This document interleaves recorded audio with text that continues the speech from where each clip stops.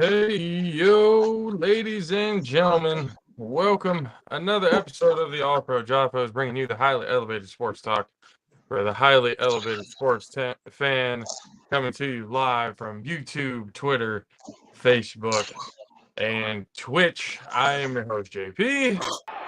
Hey, yo. With me, as always, the 6'10 Beast from the Southeast, Mr. Country K. The best DJ in the entire fucking world, and probably my favorite DMX impersonator, DJ Mad Six. Nobody tells DJ Request what to play. Yeah. And starting off the show with us, because Formula One is back from their summer break, our Formula One guy, CJP. Here comes the money. Here we go. Money talk. Hey, yo. Here comes the money. Oh, did I delete it? Oh, no, I didn't delete it. Cool. Hold on. Yeah. You said Mad Six has the DMX impersonation? You said Mad Six has the DMX impersonation? Oh, yeah, you didn't see it? Hell no. Oh, Did I miss You something? What watched did the I- video from the show the other night. We'll talk about it. Oh, Trust me. fuck, I didn't watch the videos yet. It's been a cool week / weekend. A lot of things have been going on this last week. Starting off again with Formula One. CJ, Caleb, coming back. There were expectations. Some of them realistic, others not so realistic. Max Verstappen, like, he never left, dominated the race again. But was there anything from this past race that you saw going down, use a pun here for down the line, which you can go and check out on the YouTube page, going down the line for the rest of the year, who could, I mean, obviously nobody's going to be making What? but sorry, no, obviously nobody's going to be competing for world champion, because that they should just hand match that trophy and make sure that Lando Norris is far away from it when they do. But Shit. who is now starting to show signs, at least at this point, going towards this year and could possibly, make some noise going into next year? Oh, you next year? Well, I mean, this year, I mean, again, because nobody's winning the world championship. That's what makes it hard to talk about Formula One, because there's not really any competitive races going on right now because of Matt. But from what you've been seeing, we just now got word that both Hamilton and Russell, so whatever rumors that we had been hearing about leading up to this point, both Hamilton and Russell are signed through to 2025. So what are you seeing now from this last race that could get you excited for any other teams? Nothing. Not a goddamn thing. Not a goddamn thing. Yeah, I mean, Who would have thought the guy that kind of brought a lot of excitement to the sport of Formula One and got a lot of people like watching, Drive to Survive, him and his rivalry with Lewis and everything coming up, it's big time for the sport. Who would have thought that guy would be the one to essentially ruin it for the rest of the sport with the constant winning? I mean, he's tied at 9 now, and going into this weekend, he looks just as strong for 9 wins in a row. He just matched Vettel's record. So, and now we're literally at a track where straight line speed is fucking king. The Italian Grand Prix has 11 corners, which is the least amount of corners out of all the tracks in F1.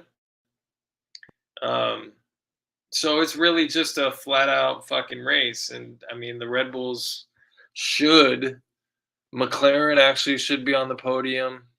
I mean, Max is going to win, but I mean, you can fight about who might be, either Piastri or Lando. They'll be on the podium again because that McLaren it's damn quick on the straights. I mean, that thing is a beast. It was one upgrades, but now I'm hearing things about no more flexi wings, and which is stupid because at the end of the day, everybody fucking uses them. Like, Hmm. but we'll But, see I mean, how much it affects going into this race. Max just looks too strong, and there just doesn't look like anything that is just doesn't look like anything's gonna be even close. stopping him from another one. Yeah. I mean, going into Monza, this is the Italian Grand Prix. This is a home field for Ferrari. Yeah.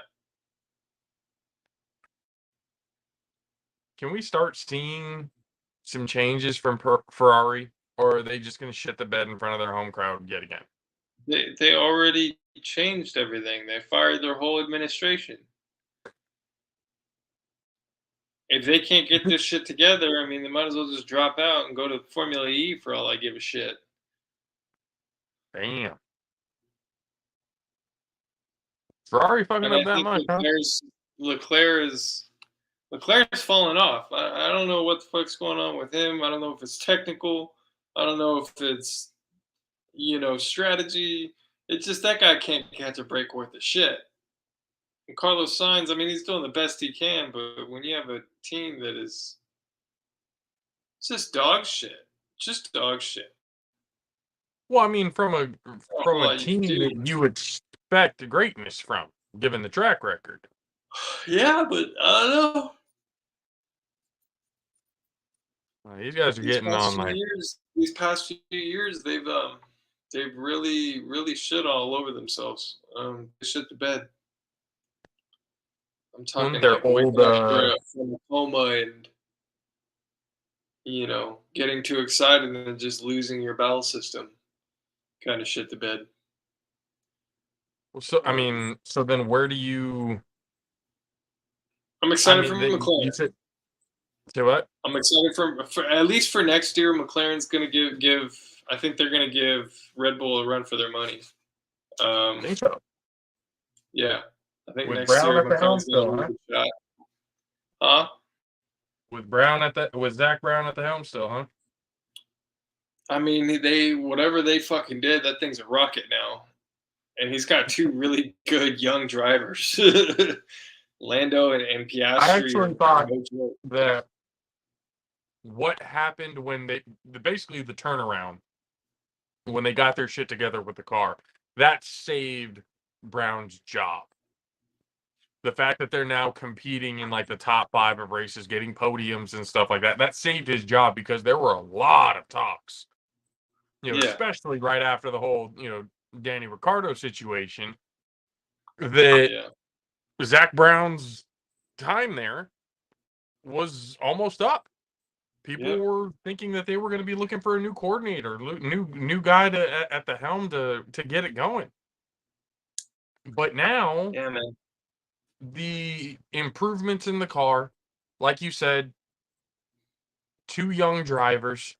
Yeah. And Lando, who I think can be Lando. I think with the right amount of say what?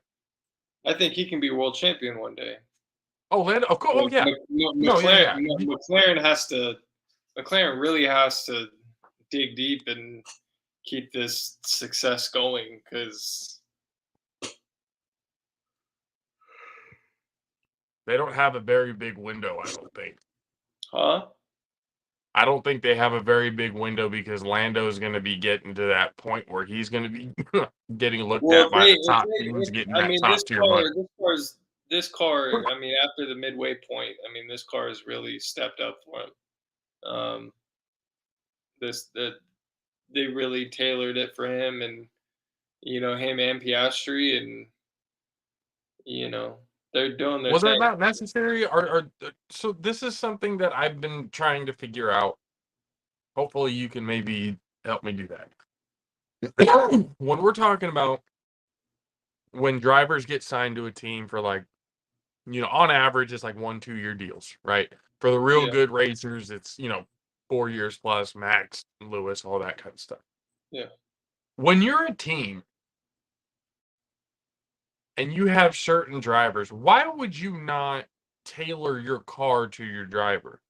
I mean, they do to an Not very extent. often, or at least it It's doesn't it's show. not so much like a power unit issue. It's more of like a setup issue. What feels good to the driver? A loose back end or a loose front end, or a stiff front end and a loose back end, or stiff on their ride really stiff. Like it just depends. Max likes he likes a looser suspension so he can throw the car. With Checo, he's not as confident in the car, so he doesn't run as loose of a suspension as Max would, because he's not. I mean, he's not this fucking guy that just whips the fucking car around with wherever the hell he likes. You know what I mean? Like, I'm Dutch. oh wow, that keeps coming out.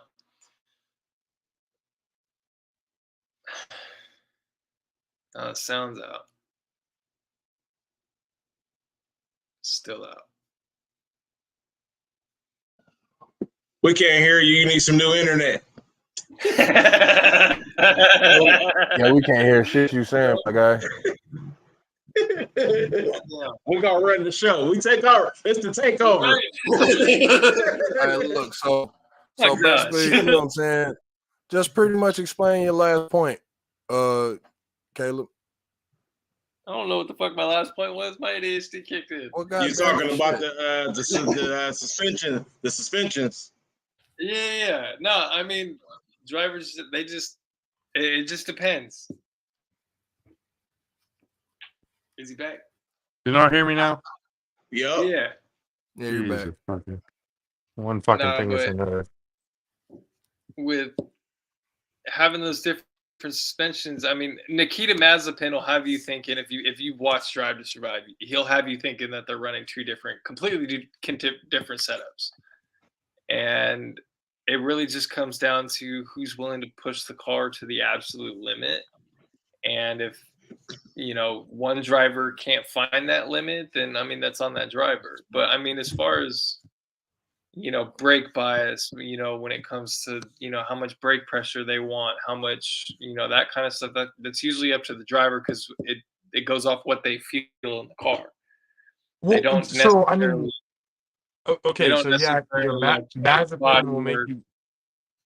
Mazepin will make you feel like, yes, that every car is tailored to the driver, and Yeah, but typically, to be completely honest, they kind of should be. If you want you have the most success with the driver that you have. I mean, they tailor it in certain ways. Not, we're not gonna, Mazepin will have you thinking that they've got a completely different fucking engine in the car, and they don't. I mean, it's the same. No, power I wouldn't say like power unit or anything like that, but like you were saying, the suspension and the brakes and all that kind of stuff. Yeah, that typically tends to be, up to the driver. And some drivers have better setups and have a better feel for the road and a better feel for the car than other drivers, and that's where you get that separation. Who's the best? You know what I mean? That's where the separation comes in when it comes to these cars. It's not like performance. It's who can pull the most, because the car can perform well. You know that. Yeah. It's who can pull that performance out of the car. That's why you see a lot of the time, whether it's Max or whether it's, but I think Lewis has a point when he talks about Max really hasn't had another driver in his teammate's seat that really does challenge him as a driver. I think that has a little bit to do, and on top of that, the Red Bull has the fastest car on track. Perez can't pull the performance out of the car. It's really all it is. You know, he gets to the limit, but he tends to back off. And Max he says, seems, I mean, there's a reason why they call him the Mexican Minister of Defense. He seems more of a defensive driver. well, that doesn't He'll fucking have win. he has his aggressive moments and stuff like that, making Yeah, but passes, he all that other doesn't kind of have shit. But nearly enough of them to fucking send it. He doesn't have confidence, the same Yeah. confidence that Max does when he's like, I'm going to send it on this guy. I don't give a shit. Fuck his whole life. Like, but I mean, so here's another question. When it comes to driver performance and their confidence, like you said, their confidence to be able to pull the performance out of the car. that's the biggest thing is Well, confidence. but here's my question though. When it comes to confidence, do you diminish a little bit of that confidence because you have so much pressure on you? There's no pressure on Max. Max can basically do no wrong with Red Bull, but there's a Well, ton Max, of pressure on Checo Max puts because pressure on himself, but Checo, I mean, any driver will tell you the same thing. They put ungodly amounts of pressure on themselves to perform. When you have a guy like Max and a guy like Checo, of course, Checo is going to have that. He's going to have that drawback just because of the fact that now he's got even more pressure because he has to go up against a guy like Max, who at the end of the day is going to do what's best for him, and that's kind of the end of it. He's going to do what he has to do. Fuck a teammate, I don't give a shit. If I want fastest lap, I'm going to take fastest lap kind of guy. Like that's just what it is. Can you hear me? Yeah. Okay. Just wanted to make sure because my shit went all like crazy again. I find that funny, and actually that drivers will do that. They'll basically get told. I remember when Bottas did it. Yeah. And he just said, "Fuck that, I'm going anyway." And got it, which is one of the main reasons why he's not on Mercedes anymore. I always find it hilarious when the drivers say, "Fuck you, don't tell me to ease off." The hell? I'm taking this shit. I feel like F1 drivers are some of the most uber competitive people that I've witnessed. Well, yeah, you The don't get to competitive, that. like, You don't get there's to that levels. seat without having that. You don't get to that seat without having that. You kind of have to, like, but it's a different type of level of competitiveness. Yeah. Like football players, there's that certain level of competitiveness. Basketball players, baseball players, all the same. There's a different level of competitiveness, but at the end of it's these like, guys, at the end of the day, these guys are sitting here and they're going, I have more confidence in my ability to keep myself alive than you do. They play chicken with death every time they get in that seat. Yeah. So, that's really all it is. if you complete a race alive, why wouldn't you feel like you'd be the most invincible Yeah, person? and that's why you see Max go out there every freaking week and literally throw cars like it's the thing to do. Not just hit a chicane going 120 miles an hour and just not even fucking flinch, like not even blink. Like what the fuck? What is it like? What do you think it takes to develop that type of fearlessness? When you Because at any point, it starts when you're like that. 7 years old. It starts when you're 7 years old, and you're in a cart, and you race in a cart, and then you kind of work your way up all the way up to Formula One. It doesn't just happen, me and you can't just get in that car. I mean, we break our freaking necks, let alone lose our stomach at the starting line as soon as we hit the accelerator. You ain't Ricky Bobby. Hell no, bro. Like Ricky Bobby would sit there. Those fucking cars, his asshole would be stuck at the starting line when the green light hit. When the lights go out and you hit that accelerator, that thing's got enough G-force to literally leave your stomach at the starting line. Matt says, we would be Ricky Bobby when he came back and he was driving at like 60 miles an hour Oh, yeah. on the track. What the Shit, I fuck? don't even think he can go 16 miles an hour. Yeah. That would be us. And then and then the 3 G's that it puts on your freaking neck as you hit the brakes, because you're down 100, damn near quarter mile in about 4 seconds.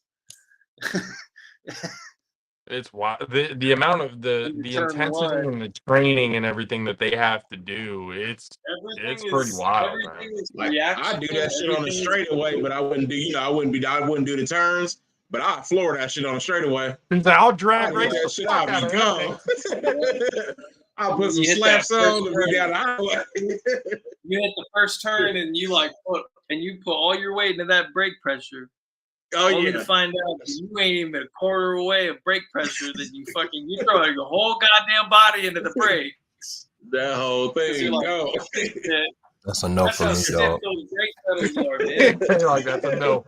That's a no for me. Yeah, I'm a drag racer through and through. I know my limit. Behind you, bro. But the necks these guys have, holy shit! I feel like they got. Don't they have like a collar inside that shit in the car? Yeah. Think about Kurt Angle's neck. That's every F1 driver. Kurt Angle's neck. Little tiny guys with big ass necks. All right. Seriously, bro. That's really what it is, bro. 5'8", and they got thick ass freaking tree trunks for necks, bro. They're just hitting the knuckles neck all night. They literally put them in G-force machines, and they'll put a head strap on them, and they'll put like maybe 8 G's on this side, 10 G's, and they have to sit there and stay like this. I'm like, nope, 100 pounds of freaking pressure going that way, just no, thank you. I wonder who was the first person that tried that machine. They're insane. That motherfucker probably broke his neck. On top of that, I mean, just getting the car to steer, because I mean, you're basically on rails. So when you steer the car, I mean, you really gotta you know what I mean? Yeah, you see them like when the cameras are like in with them, they're like fucking fighting the thing in order to. Yeah, and it's their core, their shoulders, and their neck. That's everything. That shit. It's wild to. And then they're fucking focused. They're focused because I mean. Well, but think about it. You're going at that speed, and think about what you need to be aware of around you. Yeah, your fucking brake line, like where you're gonna start your braking. Like you got to pay attention to the flags. You got to pay attention to the signs. You got to pay attention to the voices in your fucking head while you're going around. And then you got to realize you're going 200 miles an hour. Everything outside of you doesn't even look like it's there. It just looks like a fucking blur. And these guys know where their break point is. Just like, that's why they have 3 days before the actual race. Before every time they go out there, they have 2 practice sessions. Oh no, they have 3 practice sessions, a qualifying session, which is technically 3 other practice sessions in qualifying. Right? And then after that, then they fucking race. They practice on the track for 2 days before they actually race. And that alone, the amount of work that you're putting on your body before race day. Yeah. Like the amount of the conditioning that these guys got to go through is that's why when people are like, oh, he's just a driver. No, he's not a NASCAR driver. That's not just a no, you can't have a gear gut in fucking Formula One. You can't. You have to be in shape for Formula One. You have to be in perfect shape. If you and the thing is, if you have feet larger than a size 12, they have to custom make your fucking cockpit, because that's how that your feet start fucking rubbing on fucking suspension and shit. Like That's your crazy. feet start getting hot. Well, that sounds like And you me. know, and you're like in a sauna, bro. Like it's hot in that bitch. Yeah. Like it's Yeah. You've got a 1,500 horsepower fucking engine sitting on your back. It's not a cold day in Antarctica. Fuck no. no. It's just fucking crazy. Well, I mean, the sport of Formula One just gets more and more interesting the more I look into it. And I'm glad I have a younger brother that actually likes dealing and listening with this shit because it's fun learning more about it. Again, it's this week, right? This weekend, Monza. Yeah. This Qualifying Sunday, tomorrow. Monza, the Italian Grand Prix, the Ferrari home race. So look to watch them fail. Ooh. This fucking guy. Yeah, I every swear. fucking time. It's I swear, something. man. Anyways, you know, get to it, watch it, and then next week, CJP, the younger brother, will be back. Caleb, I appreciate you, my friend, and we'll see you again next You week. asked Yeah. me my top 5, man. Oh, your top. Oh shit. Okay, that's right. Your top 5. Who's your top 5 besides Max? Fucking guy. All right, I got Lando, I got Perez, Piastri, and I got Carlos Sainz. Wait, one more time. I got Max, Norris, I got Checo, I got Piastri, and Carlos Sainz. Ferrari's gonna actually get a top 5, huh? Yeah. And it's not Leclerc. God. Where the fuck is Leclerc been these past 6 races? Nowhere. But is that his fault or Ferrari's fault? Kind of is. All right. Well, you gotta hold some accountability somewhere. It's not always just on the team. No.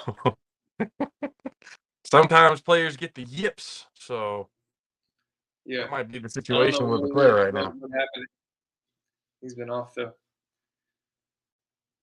All right. Most of the time you've been pretty on point. I mean, I know it's obviously easy to pick who the winner of the race is going to be, but I have not been on point all season.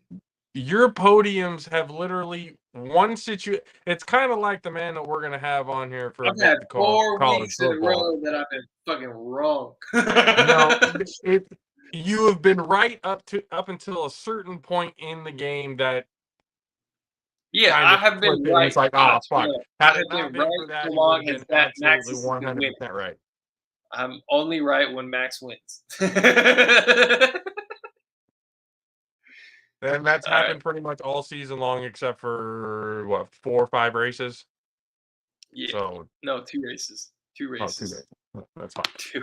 All right, but 2. Yeah, the Formula One guy, CJP, and before we get in with Corey, speaking of fast and keeping yourself energized, here's a message from our friends over at Raise Energy. What's up, JAFFO Army? JP here of the All Pro JAFFOs, bringing you a message from our proud partners over at Raise Energy.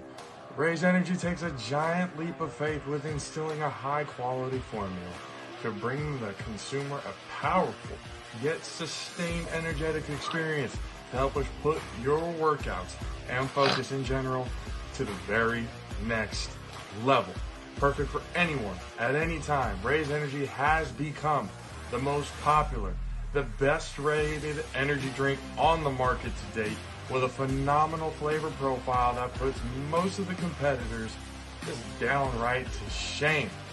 Powered by the enhanced Refresh technology, Raise Energy delivers with a performance-enhancing energy drink profile that aids in the most often overlooked categories, which include targeted focus, enhanced recovery time, as glycogen becomes depleted, improve clean energy levels, boost in stamina and in hydration.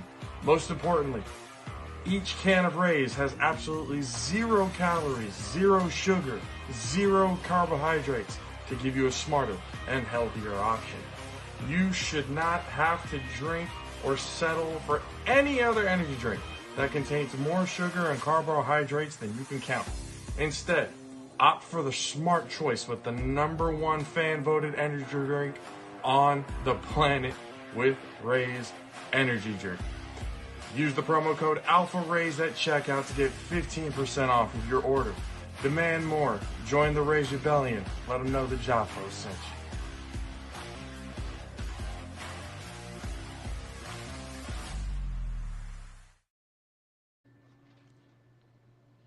Of course, yes. From our friends over at Raise. Again, go to repsports.com and use the promo code ALPHARAISE for 15% off your order. Ladies and gentlemen, he's back. It's my quarterback. Most of you love him, some of you hate him, and the rest couldn't really carry the way. Ladies and gentlemen, our really good friend, A7FL quarterback, and one of the voices of the 3-on-1 podcast, and one of the voices that you hear on the commentary of the A7FL, especially from this past A7FL championship game. Ladies and gentlemen, Corey Hammond. Thanks for having me, guys. Now, I apologize in advance. I'm dealing with allergies here, and taking the medicines made me groggy and hasn't worked for the allergies. So it's like, it's a double negative. But I'm here, and like I tell my kids that I coach, the Pop Warner kids, you got to fight through it. And we're here to talk some college football, some A7FL football, maybe, and maybe even sprinkle, a hypothetical high school football. Who knows? How are you guys? Doing good, man. It's been a little while since we last talked to you at the championship game, which still kind of buzzing off that. That whole experience was pretty wild. But for you, because since we haven't been able to talk to you since then, really, we've talked to you like offline, texting, that kind of stuff. Yeah. But what the whole experience with the championship? What was that weekend like in the view of Corey Hammond? Well, I think the first thing is shout outs to A7FL Nevada. This is the second time that they've, kind of had me out for an event.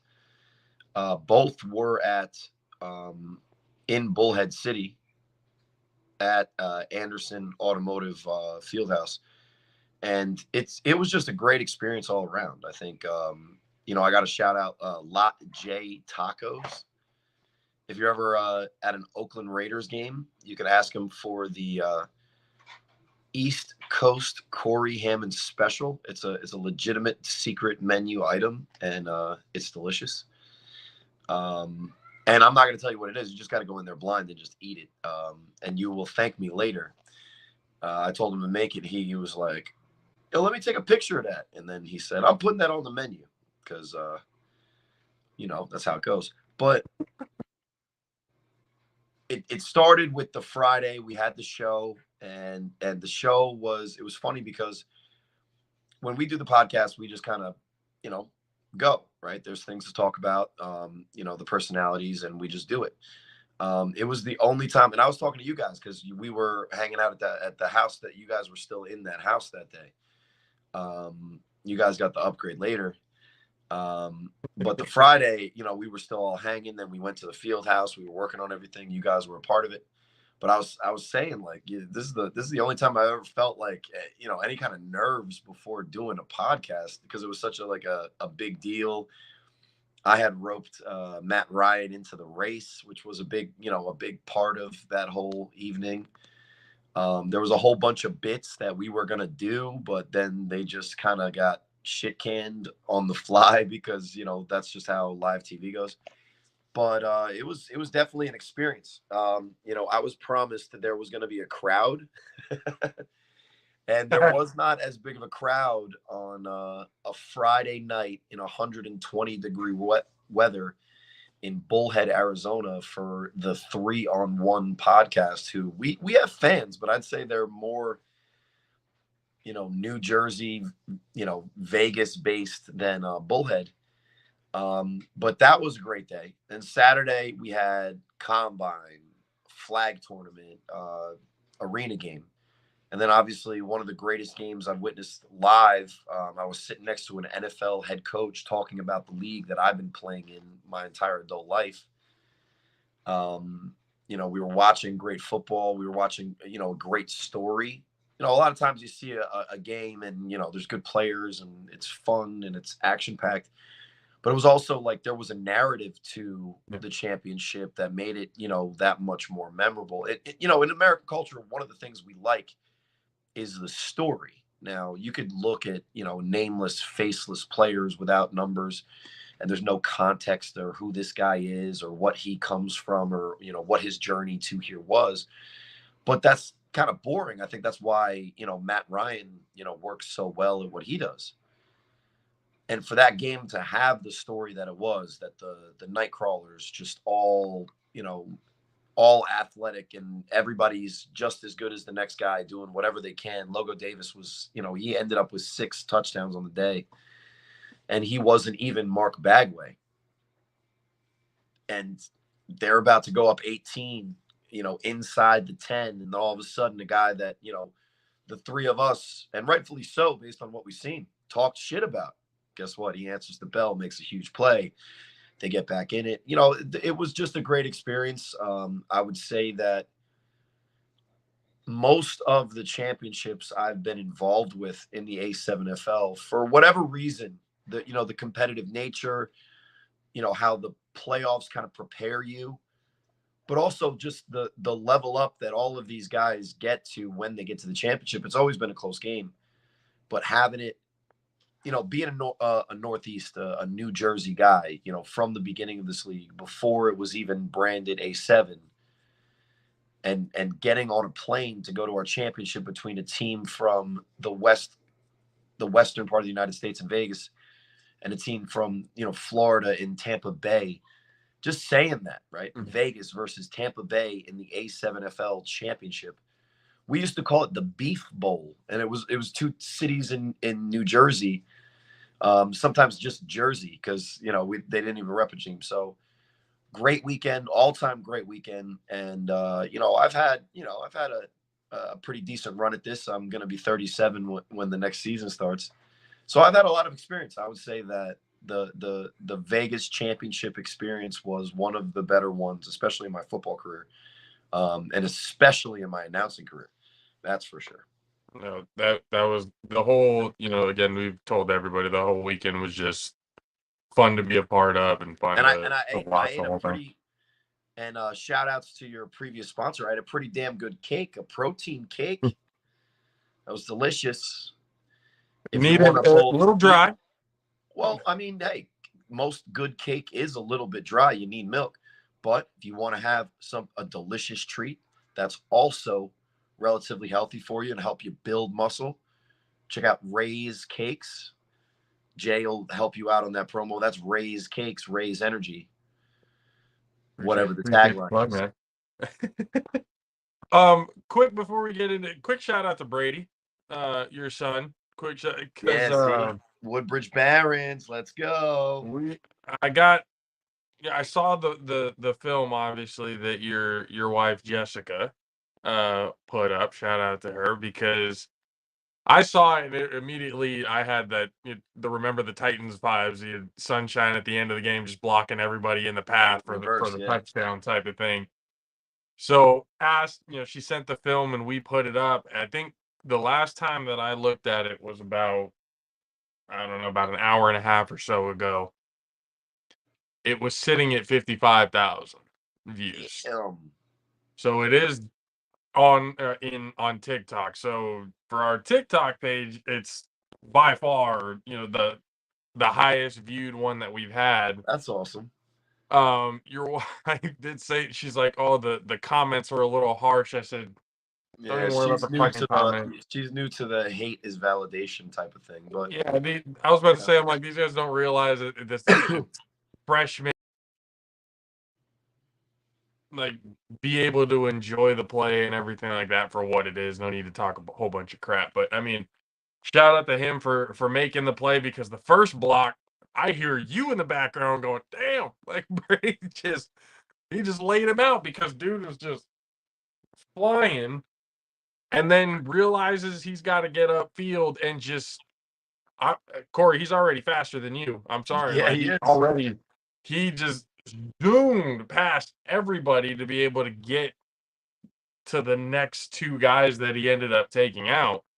I don't give a shit what anybody says. Those two were not illegal blocks in the back. I don't give a damn what anybody says about clipping and all that kind of. Last one, because you know how some refs are. They'll, if it's close, they'll just call it because it's close, and they'll take back the touchdown.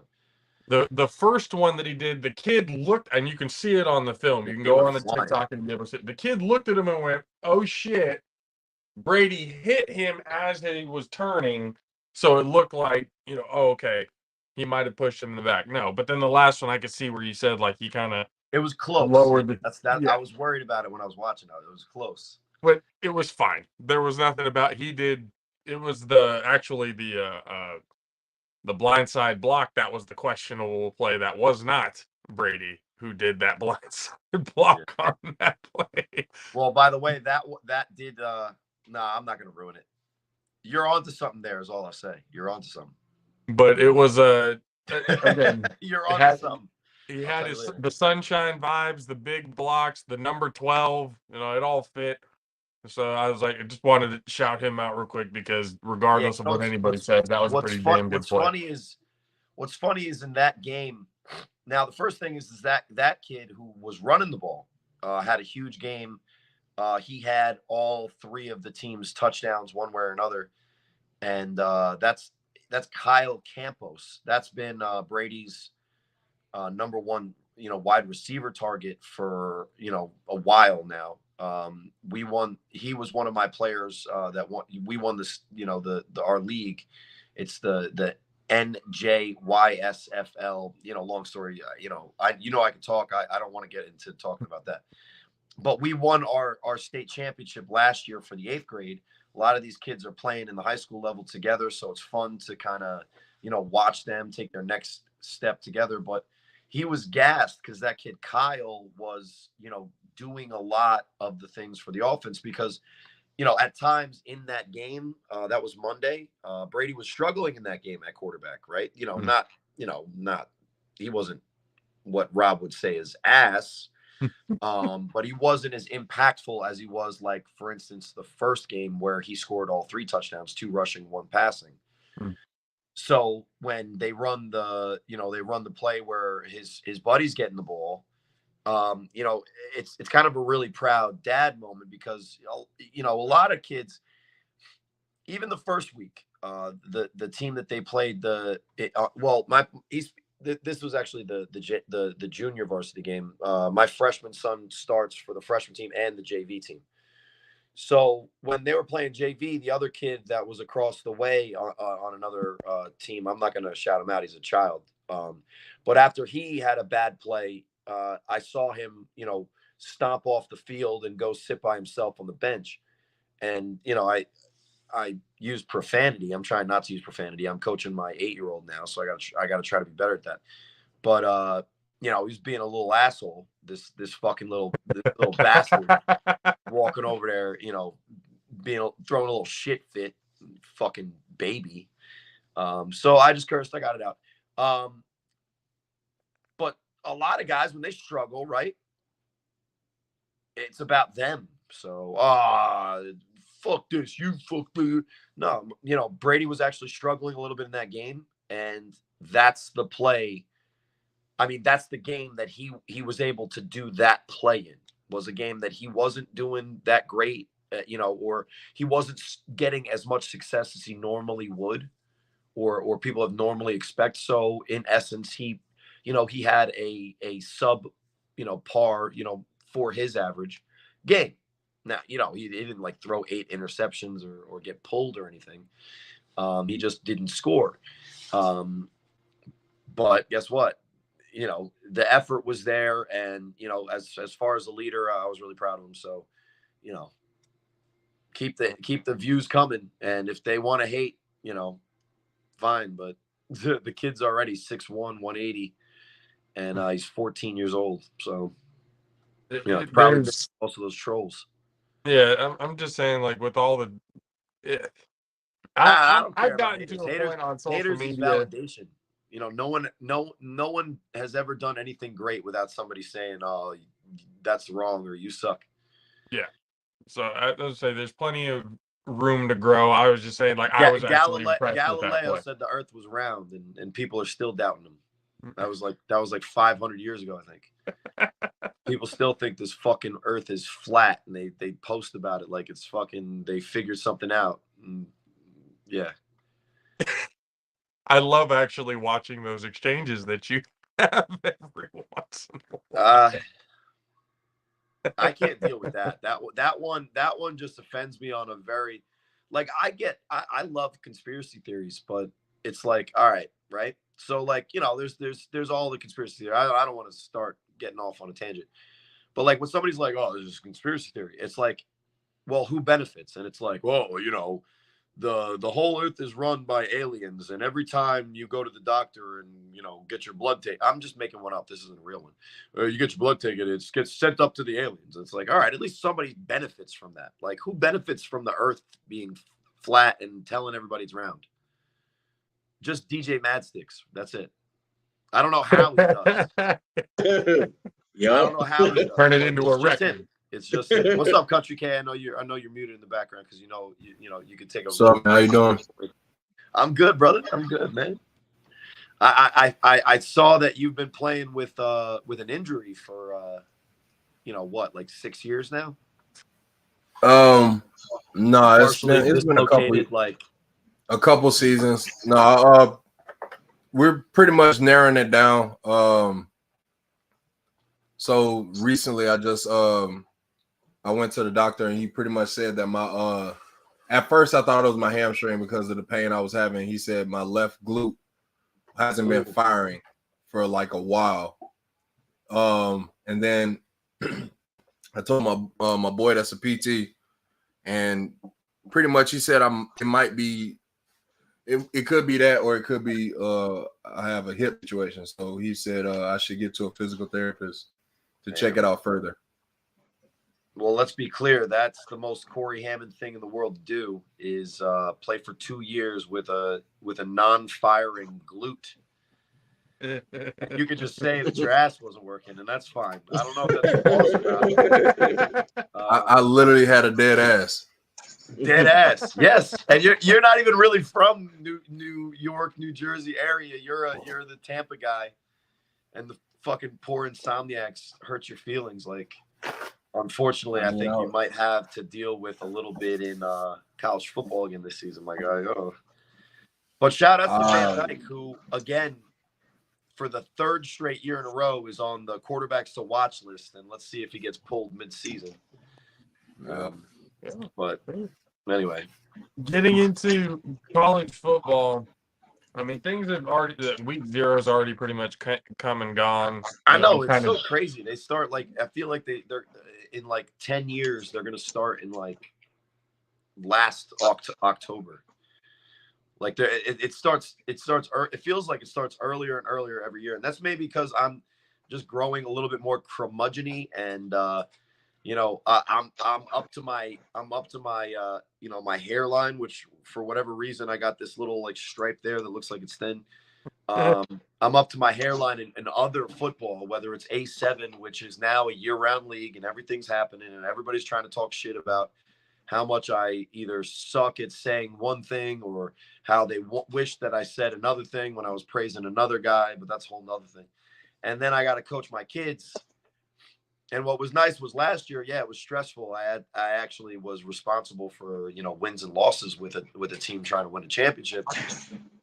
But now I like rewound time without getting any younger, and now I'm coaching 8 and 9-year-olds again. So now I got to scream at the top of my lungs for 6 to 8 hours a week, and I get home and it's like, fuck, I'm tired from talking. And how is that possible? I'm Corey Hammond.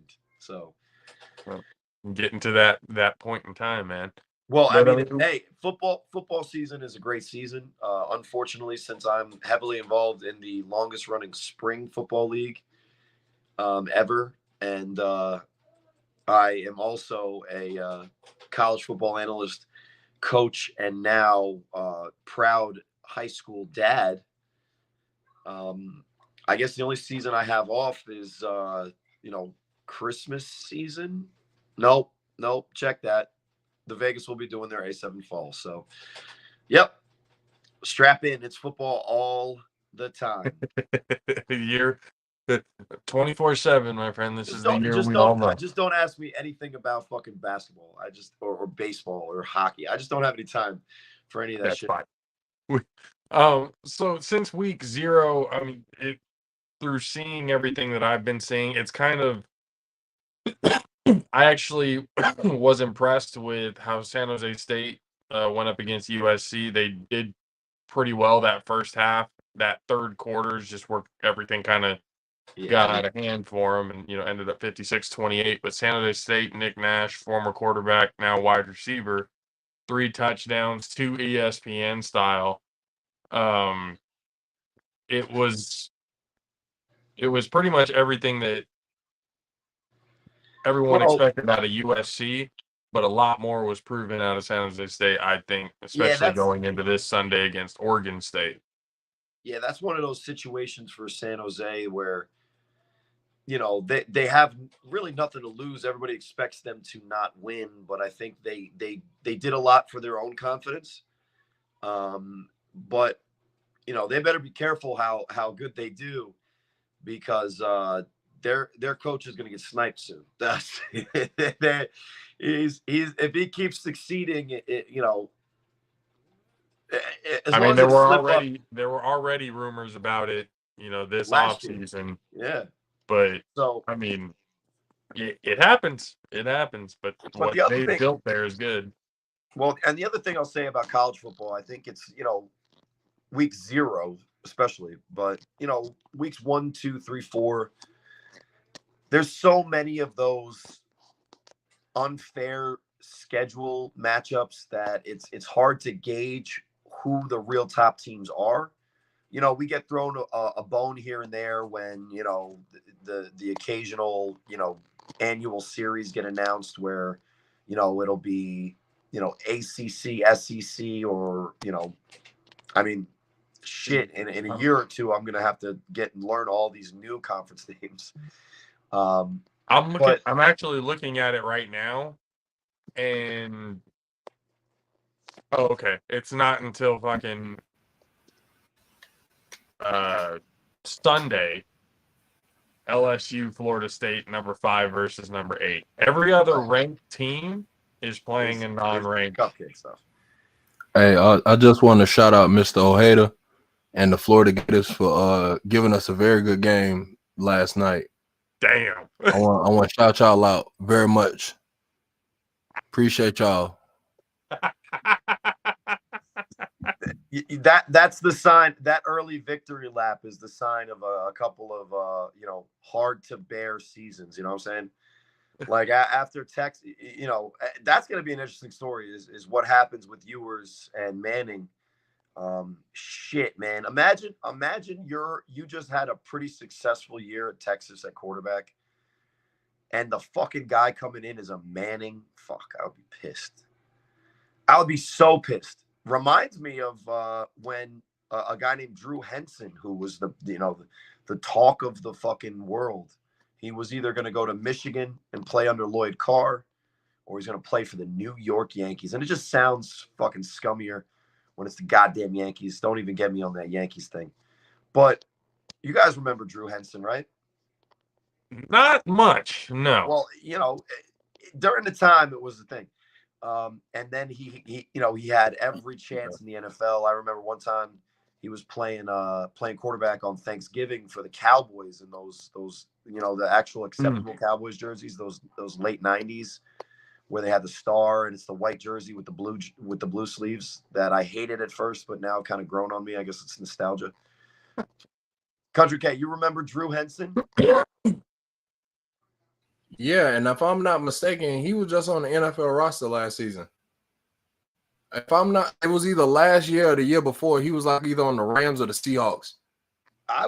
Because I remember he played Brady when Brady was on the Bucks, and he like dapped up and all that shit. If I'm not mistaken, that was recently. Well, you mentioned it, right? You mentioned it. Yeah. When Drew Henson was the all everything freshman coming in as one of the biggest recruits that Lloyd Carr ever brought into Michigan. Do you know who was a senior quarterback at the same time for Michigan?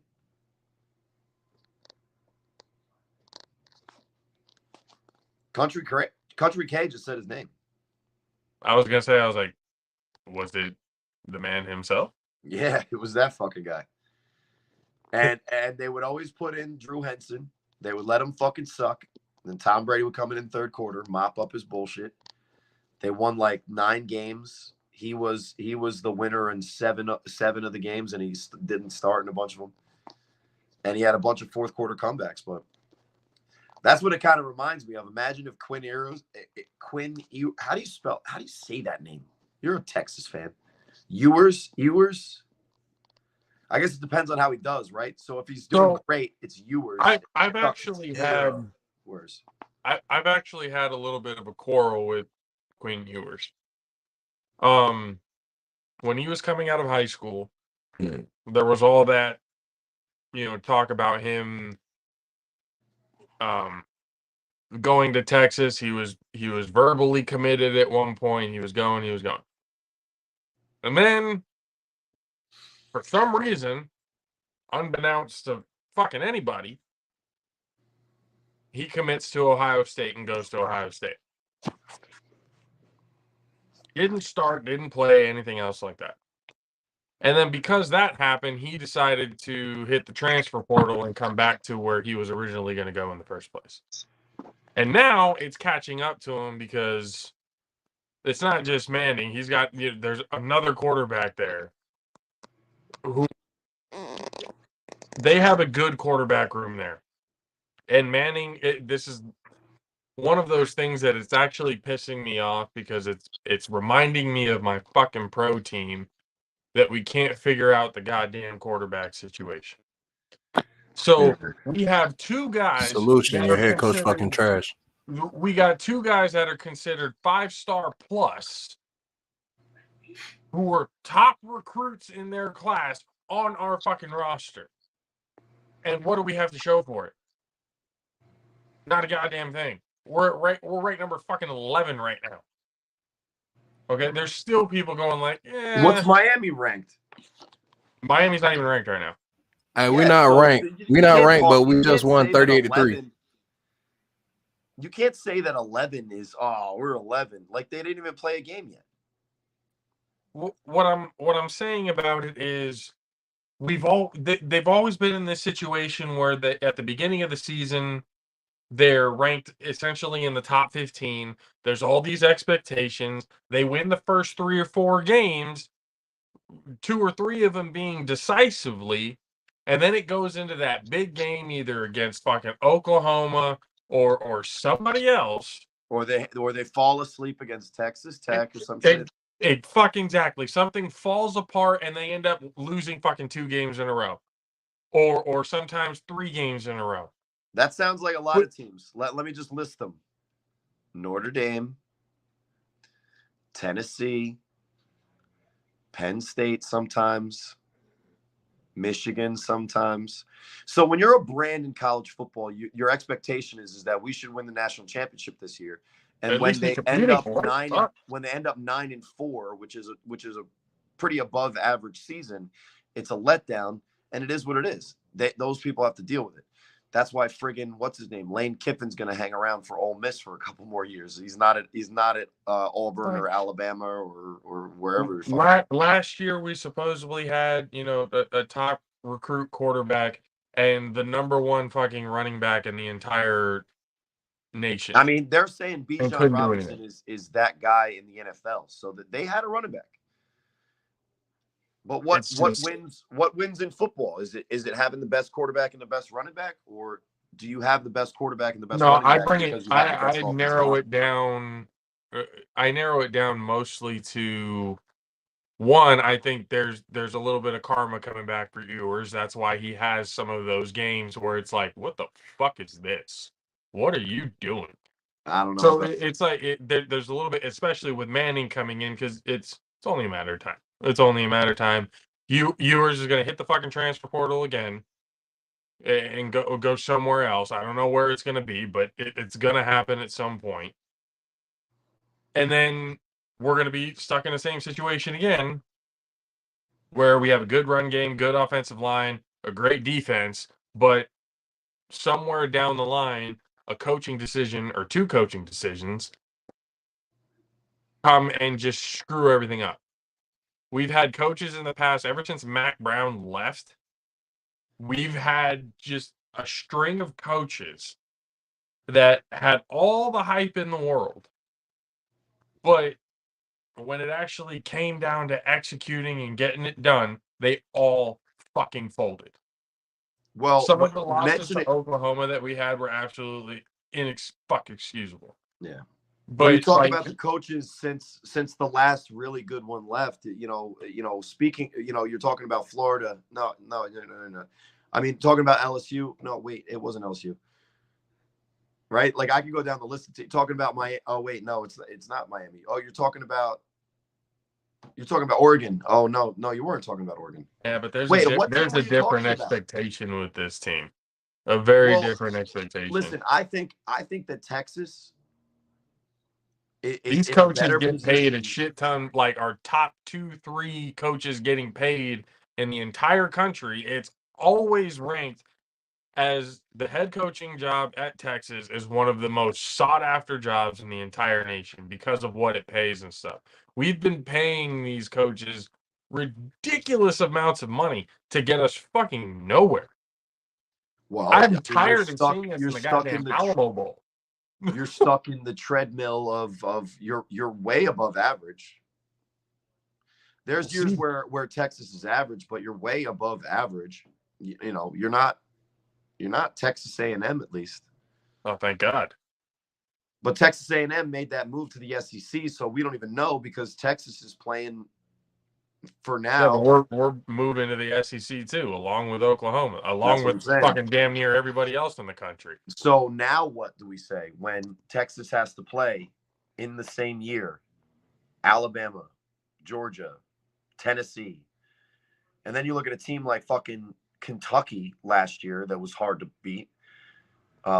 Arkansas with KJ Jefferson looks like they're going to be a team that's hard to beat. And now if you're 9-4 and you're a Texas fan, which we lost the only Texas fan, DJ Mad Sticks and Country K. I don't even know if we should keep talking about him. But yeah, I mean, that's college football. And we're getting all excited about the one team. But before we talk, my thing is, it did it again. I feel it's ironic. Like, I really feel bad for Josh. Like at times, you know what I mean? Like I really do because his fandom like puts him in a bad position because all his teams are gonna choke shit off. Like his college team gonna choke that shit off. They've been choking shit off the last few years. Because he's been telling me about Bijan Robinson. Well, yeah, Bijan he's a baller, and he reminds me of a more run focused Saquon Barkley type of explosive player. He's not the same pass catcher that Saquon is, but no, he's better. Well, I think he's more of a pure runner, right? But the point is pure runner, I think it was pass catching ability. He's better than Saquon. You think so? Well, yeah, maybe. I don't know. Well, you watched him, so I think so. We'll see. But I mean, he gonna need it in Atlanta. I mean, he's gonna be the main target fantasy players. Watch out. They really believe in Desmond Ridder, but I just want to take it back to one more thing before I got to get out of here because I don't want to hijack your show too much more. But it's funny because you were talking about your pro team. You were talking about your pro team and the quarterbacks. And some might look and focus on the Trey Lance experience with San Francisco and talk about how big of a failure it was. And I think a lot of people would be honest about themselves and look at that and say that's not good. You cannot, really do that. But I'll ask you this. Is it worse that Trey Lance was ass? Or would it have been worse is if the 49ers forced and asked Trey Lance and ruined more than just the impression of that draft situation, where they had an opportunity to really solidify a lot of situations, and they're left now as misses on those things. Is it not? obviously that sucks, right? But what's worse? Admitting that Trey Lance is ass, or forcing an ass quarterback onto a team that's a Super Bowl contender? Trying to prove yourself right when, so far. I don't think in that situation, and I've been very critical of it. Not so much as critical of Trey Lance, because I knew what Trey Lance was when he got to the team. I knew it was a mistake. Like, if we were going to get him, we didn't have to do what we did to get him. If that's truly what we were going for. We didn't.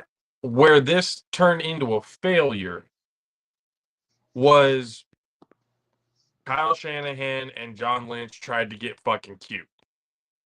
Tried to do something that nobody else was prepared for them to do. The complete, hey, you didn't see this coming, and now this guy's a diamond in the rough. Watch what happens when he get. And then what happened? You ran him into the fucking ground. You instead of turning him into a better passer, we already knew he can run. But instead of trying to turn him into a better passer, you overused him. And he kept getting hurt. He shouldn't have been on the team in the first place, because what did he have to show that he deserved to be the number 3 overall fucking pick? I don't know. One season in an FCS fucking school that had been dominant for the last 10 fucking years? He had been he looked pretty good in shorts and a t-shirt in the summer. That's cute. You got everybody on Sunday. Everybody falls for it every year. Zach Wilson. Hey. Who was the kid this year? It was Will Levis in a bubble, throwing for TikTok. People fall for it every year. It is what it is. Coaches have this thing where they see a player, and especially a coach like Shanahan, which he's done it. He's literally has the track record. He looks at a quarterback and says, I can get a lot out of this guy. So you look at that hypothetical, ceiling, and you don't realize what the floor and the actual level is, right? Everybody talks about ceiling and floor, but nobody actually really addresses at where you're actually at on that elevator. If you're at the bottom on the elevator, but your ceiling is really high, well, maybe get the elevator started before we focus on how high we could possibly build this building, or whatever the fucking metaphor is. They went into it. Kyle Shanahan went into it thinking, with all this hype of him being a quote-unquote offensive, one of the new generations of the young, brilliant innovators, offensive minds, and stuff like that of the game. He's not all of that. He's not? No. I understand what you believe, but this is what they were. This is what they were saying. Basically, made every quarterback that's played for him look like they're an all-pro player. Right. So they were going off of all of that, and then looked at the intangibles of Trey Lance. And yes, when you look at the intangibles, the measurables, not the intangibles. The intangibles is what you can't measure. They looked at what you can measure. Right. They looked at all that, and then Kyle Shanahan decided. He was going to do. He wanted to make himself look like a bigger genius for picking this kid, and now they're going to be Super Bowl contenders with him. So, wasn't he the OC? Wasn't he the OC when RG3 was the quarterback in Washington? Yeah, and he ran him into the ground. Do you think that he possibly was trying to rectify the situation with Trey Lance? I think, and there's a nice little sports conspiracy theory right there, to cover up the fact that they fucked up in that draft, and they should honestly be on the fucking hot seat right now for doing that shit. They decided to run him into the ground and go with the narrative. On purpose? Get him out of there. there. Had all this faith, but you just couldn't stay healthy. Well, look at your fucking play call. On purpose? I'm not saying what you do, it's listen, happening. When you're trying to succeed with a player that's young, right? What were the reports? I'm not saying it's right. I actually think that's the worst way you can actually go about it, by running him into the ground. You're basically admitting you're talking about the you're putting the the results before the thought process of the plan. You're saying he got hurt, so they were running him into the ground. That's not what they were doing. What they were doing is trying to get this guy to succeed and build confidence. The same thing that they're doing with Justin Fields in Chicago, which is working, and why people are like, "Oh, he might be offensive player of the year," which is bullshit. Here's the thing, though. Got to complete a pass. No, but Josh, do you think that Justin Fields is a great player because of all the run plays? Because he is not successful just because of the run plays. No, I know what he can do pass plays wise. It's just No, last year he with can't. Chicago, He cannot. fucking No, nobody. he has not shown it. He's not a good passer. He's a terrible passer. And he gets highlight plays on SportsCenter and gets attention on SportsCenter because he can make highlight plays. He is not a good quarterback. He does not know how to manage a game. He cannot complete an 8-yard pass on 3rd and 6. When it's the fourth quarter and he's down by 10, he's not going to lead a winning drive or 2 or 3 from the pocket. And the fact is that when you have a young player that's struggling, the first thing that starts to go is their confidence, right? If their confidence starts to go, and you just drafted Trey Lance this high, and the consequences for him being a bust are the conversations that you're having, Jay, that they should be looked at as maybe getting fired for that mistake. What you do as a play caller, as a head coach, and as a quarterback guru is you give your guy the best chance to succeed. So you put him in a position that he feels comfortable. And if Trey Lance feels comfortable running the ball, just like Justin Fields feels comfortable running the ball, you calling plays that he can succeed at the NFL level and build his confidence at is not running him into the ground. It's you're working with a guy who isn't capable at this point to do the passing thing. So why would you call and force passing plays, schematically difficult things to do when you're not capable of doing it against NFL, the best of the best? How is he going to gain that confidence if you're not giving him plays that he succeeds? Well, that's where I go to the point of I'm not really blaming Trey Lance in any of this. You said the blaming, Niners ran him into the ground. again, that's a conspiracy theory that gets thrown out there. I'm not saying that what it else actually were they happened. supposed to do? Throw him out there and have did- him read a defense? But I did look at it this way, especially when he got hurt. You ran him 9 times in the first half. How many times do you think that Lamar Jackson, same thing? Yeah, but he's not. Lamar Jackson has a 10 different times and a ability. Lamar Jackson has a more elite, elusive ability to not be able to take big hits. Trey Lance is one of those types of quarterbacks that, yeah, he can run, but he takes bigger shots because he's a bigger style quarterback. He's going to take those types of shots. So he's going to, and if he's not ready for that situation, then admit it. He's not ready for this situation right now. You could basically scratch another year, have him sit by somebody who would be capable of doing it instead of forcing him in.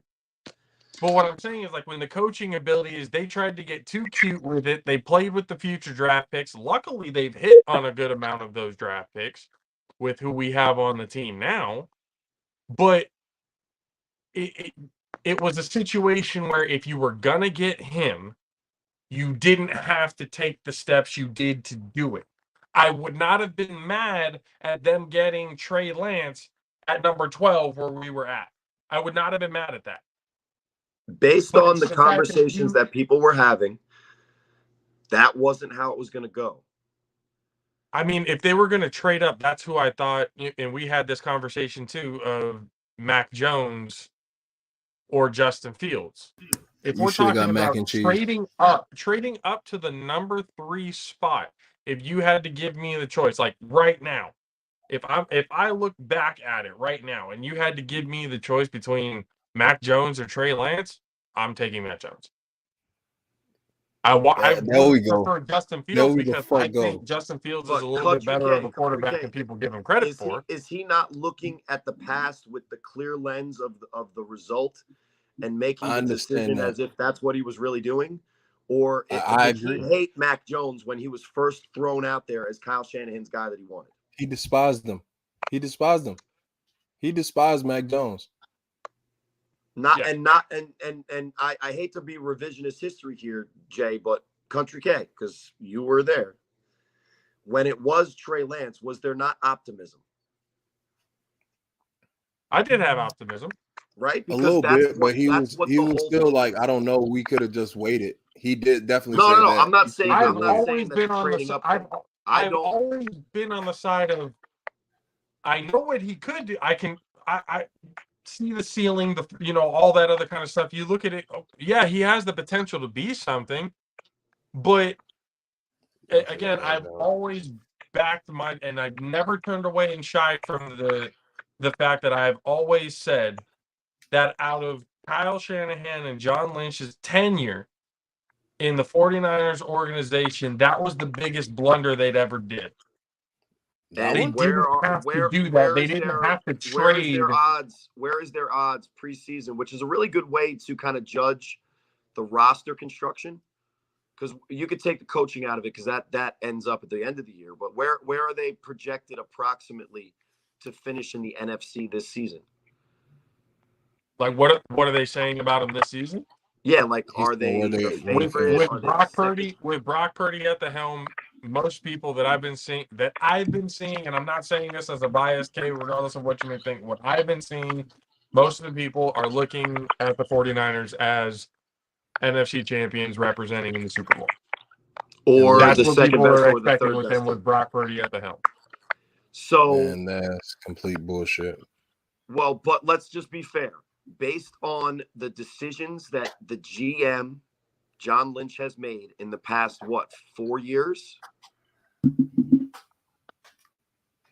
And the development of the young players that have been brought in, including Deebo Samuel. The tandem of Shanahan and Lynch in the preseason of 2024 has the 49ers, who not that long ago were a team that people looked forward to on the schedule, is now, either the runner-up or the potential favorite or, a very highly thought of team. Now that means that just means nothing once the season starts. Like they could go 0-4 to start the season and people are on the hot seat.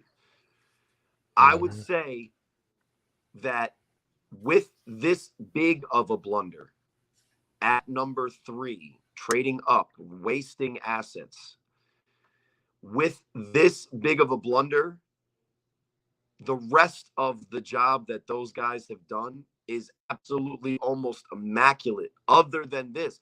Because if they could fuck up that bad and still be in the position that they're in, I would not be looking at it as even a half negative.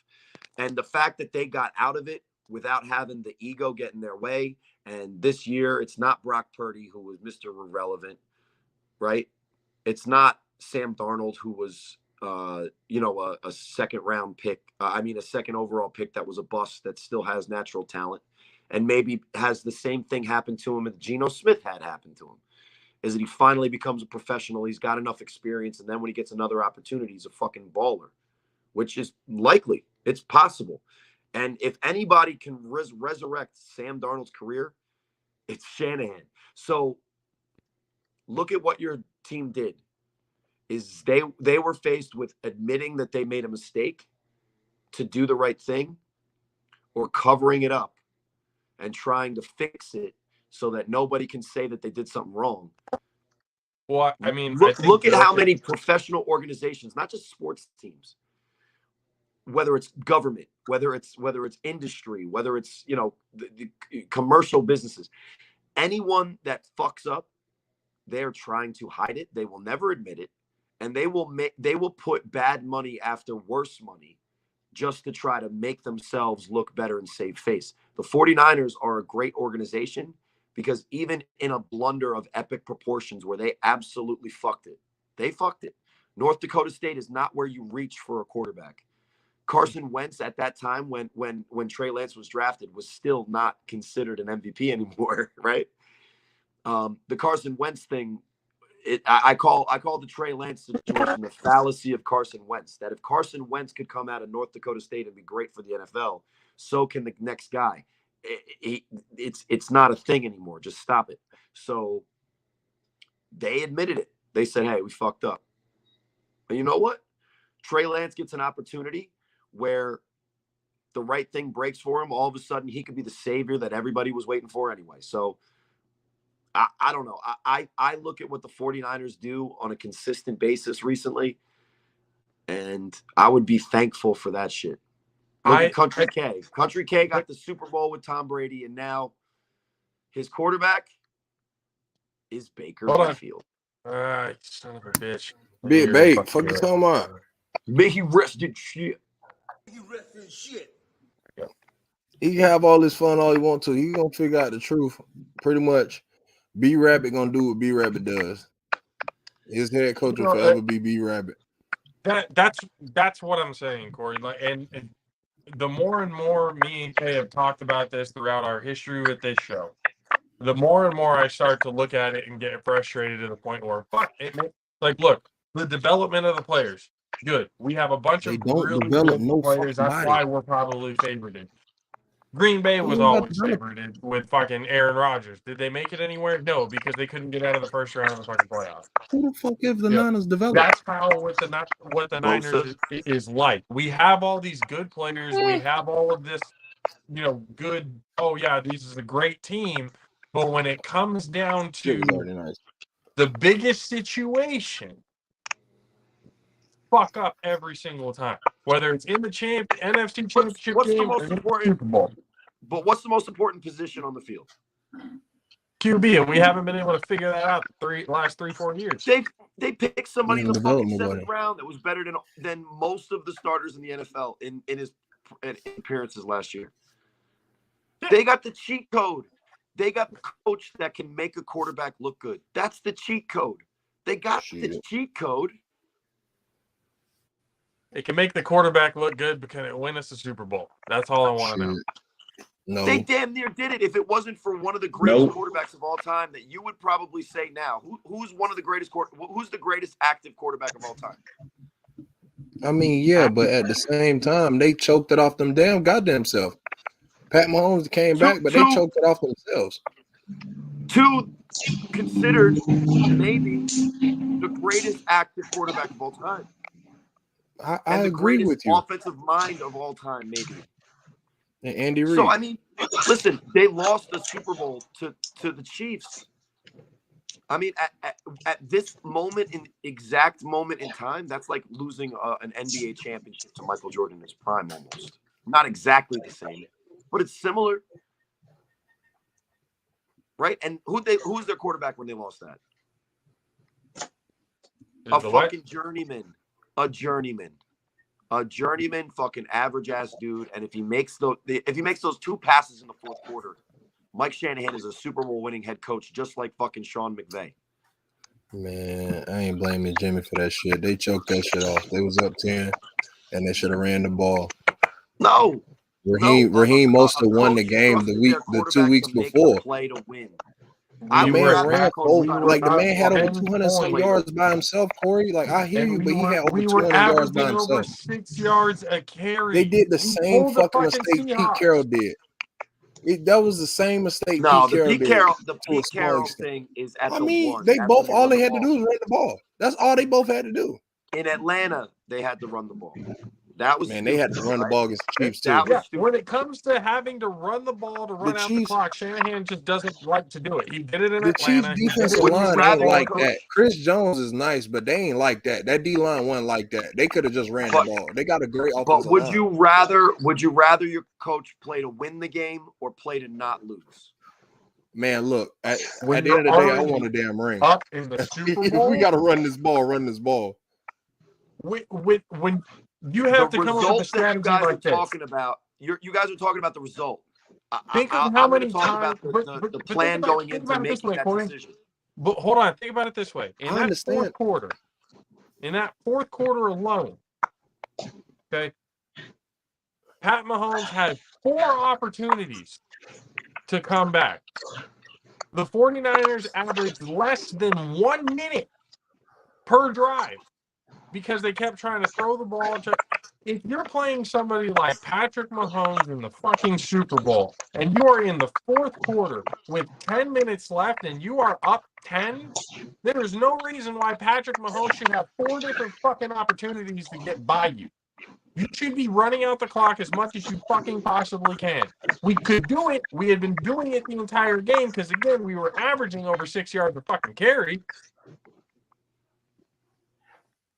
Keep it out of the hands. How of much fucking time was Patrick left in Mahomes. the game? They had 10 minutes. They could have at least they could have broke it in half. Having 4 drives, you would have only had 2. And the way that our defense was playing that game, maybe, right? But if you start going into a run look on offense, the defense knows what's coming, right? They know it's run. played safer than what they did. When you're in 4-minute defense, is it not pretty much easier to play because you know that the offense is playing basically left-handed? Well, it sucks for the defense because what it ended up doing, because of the fact that they were off the field for less than a damn minute for every one of those drives, our defense ended up getting tired to the point. If there was 4 minutes and 30 seconds left, right? If there's 4 minutes and 30 seconds left, and the Chiefs are down by 10, and you look at what they did, they absolutely didn't do the right thing, I guess, because of the result. But if you look at everything results-based, let's say that they ran the ball and they didn't get the first downs that they did on some of those drives because they were open. They were able to keep it 50-50 and pass still. Because the 49ers didn't not move the ball in the fourth quarter. They just didn't capitalize on their opportunity. When you're averaging less than a minute per drive, you didn't move the ball. You either turned it over or punted it. It was almost a three and out every time. It's very easy to average a minute 20 on a drive if you go run, punt too. All I'm saying is that I'm not saying you have to go run, and then punt, but it's 1 minute 20 seconds. I mean, that's a minute and 20-second drive. So we're talking about 10 minutes. We're talking about 10 minutes. So 10 points in 10 minutes. We saw the Insomniacs do that in 6 minutes, it felt like. You can do that, okay? What I'm not saying you're 100% wrong either. But what I'm saying is that when you base the decisions on what the result was afterwards and not what the information is going in, this is what happened in Kyle Shanahan before the result. We're winning. We could either just tuck our tail, try not to lose, try to run out the clock, don't try to keep pushing the ball, which they were successful most of the game before that. Not trust my quarterback, not let him throw the ball to open receivers. Those guys were open. They were schemed open. The play call schemed the guy wide open for a professional quarterback to throw the ball to a guy who would have scored, right? Am I wrong? I don't think they had as much faith in Jimmy Garoppolo like you think. Yes or no? The offensive play caller's job is to scheme a play open. Yes. It's a scheme of play open. Yeah, that should be. The offensive play caller schemed plays open in the fourth quarter that would have ended it with another score. Yes or no? Right. So you either say, all right, we don't have the quarterback that can win us a championship, or you as a play caller don't call the play to scheme a guy open to score a touchdown. You call the play to run out the clock. And then now that I'm taking the result out of it and I'm telling you what the information was and what the psyche of a coach is, would you rather the guy that is scheming to run out the clock or scheming to score another touchdown and win the game? Because Mike Shanahan decided, I want to scheme to try to score a touchdown. And he schemed the play open that would have been successful if his quarterback executed the play. I would have looked at it this way. Learn from your first mistake. You tried doing this last time, and it failed you. It was egregious. It was egregious in the Patriots Super Bowl. It was not as egregious in the San Francisco Super Bowl. But there were a lot of situations, especially in that Atlanta game, where everyone was like, why the fuck are they not running the ball? Why are they not? And all of those mistakes, they were up by so much that there's no reason to keep scoring.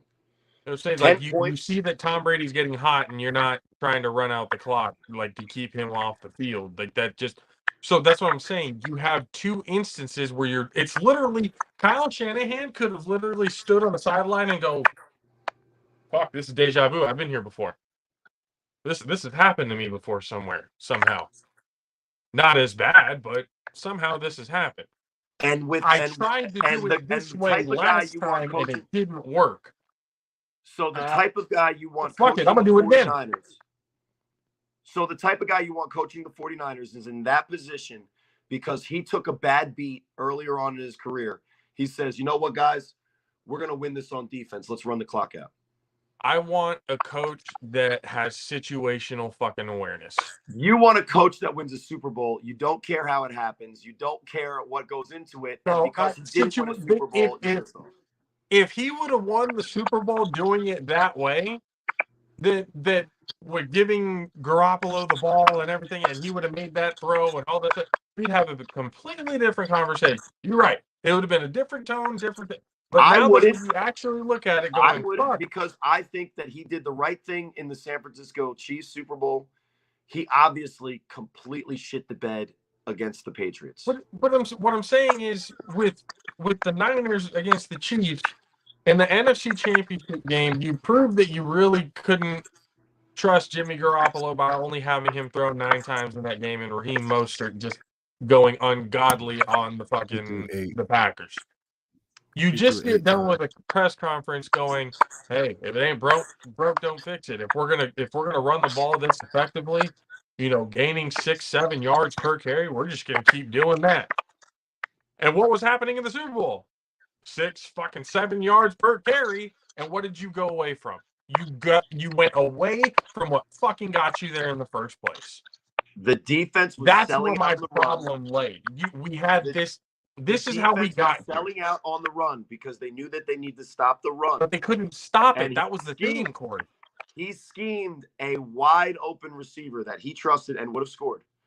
Jimmy Garoppolo missed him. And now we say that he's not a good coach and he should have ran the ball. He shouldn't have been in that situation to begin with, Corey. That's the whole point.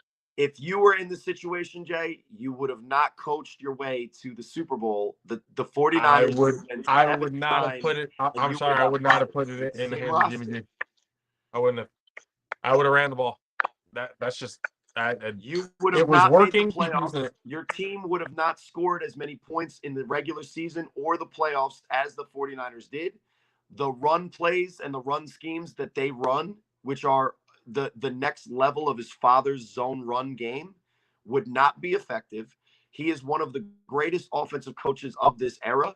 And the fact that he doesn't have a Super Bowl is more on him trusting his guy and putting the ball in the hands of his quarterback than making the decision that he would rather not lose than try to win.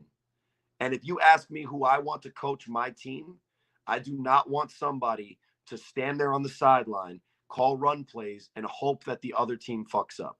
I want somebody to scheme somebody open so that my quarterback can do what he's paid to do and throw a spiral to his hands, and we hold a trophy at the end because we didn't act like scared babies and we went for the win and not the safe play. Now, did they lose? Yes. Did they lose to Trent Dilfer? No, they didn't.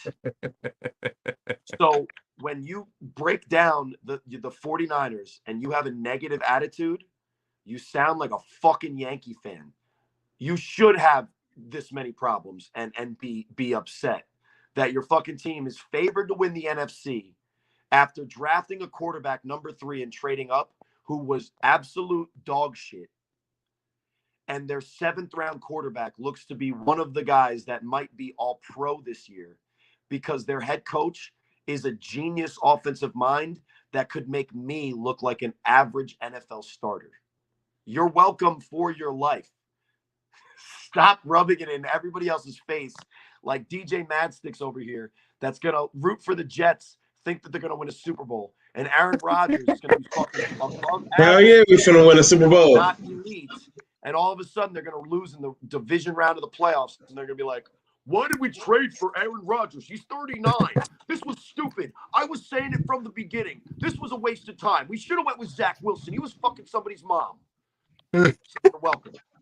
You're welcome for having the 49ers have such horrible problems that their 7th round quarterback is fucking elite. And the Jets draft Zach Wilson, number 2 overall, and they kick him out of town basically because he has one bad press conference after losing to Bill Belichick. And by the way, he's still on the roster. So it's not even like it goes away. The motherfucker's still on the roster. He looked decent in preseason. No, he had a good preseason. He had a decent preseason. He looked decent. Nah, he's gonna be fine. If he doesn't have the expectations of actually being good, he'll be fine because he'll be a Bet you they backup. finish better than the Niners finish. They'll be about even. So I don't. You're welcome, I don't think so. You're welcome for putting. But You don't think so? For I putting think your the little AFC temper is tantrum much up tougher 49. than the NFC. But Nah. Corey. No, my bad. I'm just turning the show into bullshit because I'm talking over everybody. I said you're welcome for putting your 49ers, like, rich people problems into perspective. Oh, we're, our GM and our coach are the fucking worst, except for the GM has put a roster together, even though he didn't have that third pick and the picks that he traded up to get. He's put a roster together that preseason is the fucking considered the best in the NFC. And this coach is fucking the worst. Yet every single time a quarterback lines up under center, he throws for 250 yards, more touchdowns than interceptions, and the team has a chance to win. So I mean, yeah, that fucking sucks, doesn't it? And look at DJ Madstick's like, fuck, I should have stayed with the goddamn Cowboys. Wait till the Jets season starts. No, fuck the Cowboys. Yo, The they're Jets gonna be all right. Yo, the Jets might be 8-1, and that'll be I promise you, DJ Madsticks, that's the worst fucking thing that could happen. They're gonna lose in the divisional round of the playoffs, and everybody with the fucking Tims not tied, flopping around, making that clop on the back. DJ Country K's knows what I'm talking about. That clop in the back because they're dragging their Tims is gonna be talking, no, fuck Aaron Rodgers, man. Why do we even get him? I'm gonna make me a trip to New Jersey this season. I mean, listen, go. Yeah, it's Go all early. good. All I'm saying is the Niners gonna choke it off. Aaron Rodgers is gonna choke it off, and we're gonna do the best we can with Big Bake. So, and we're gonna win the division.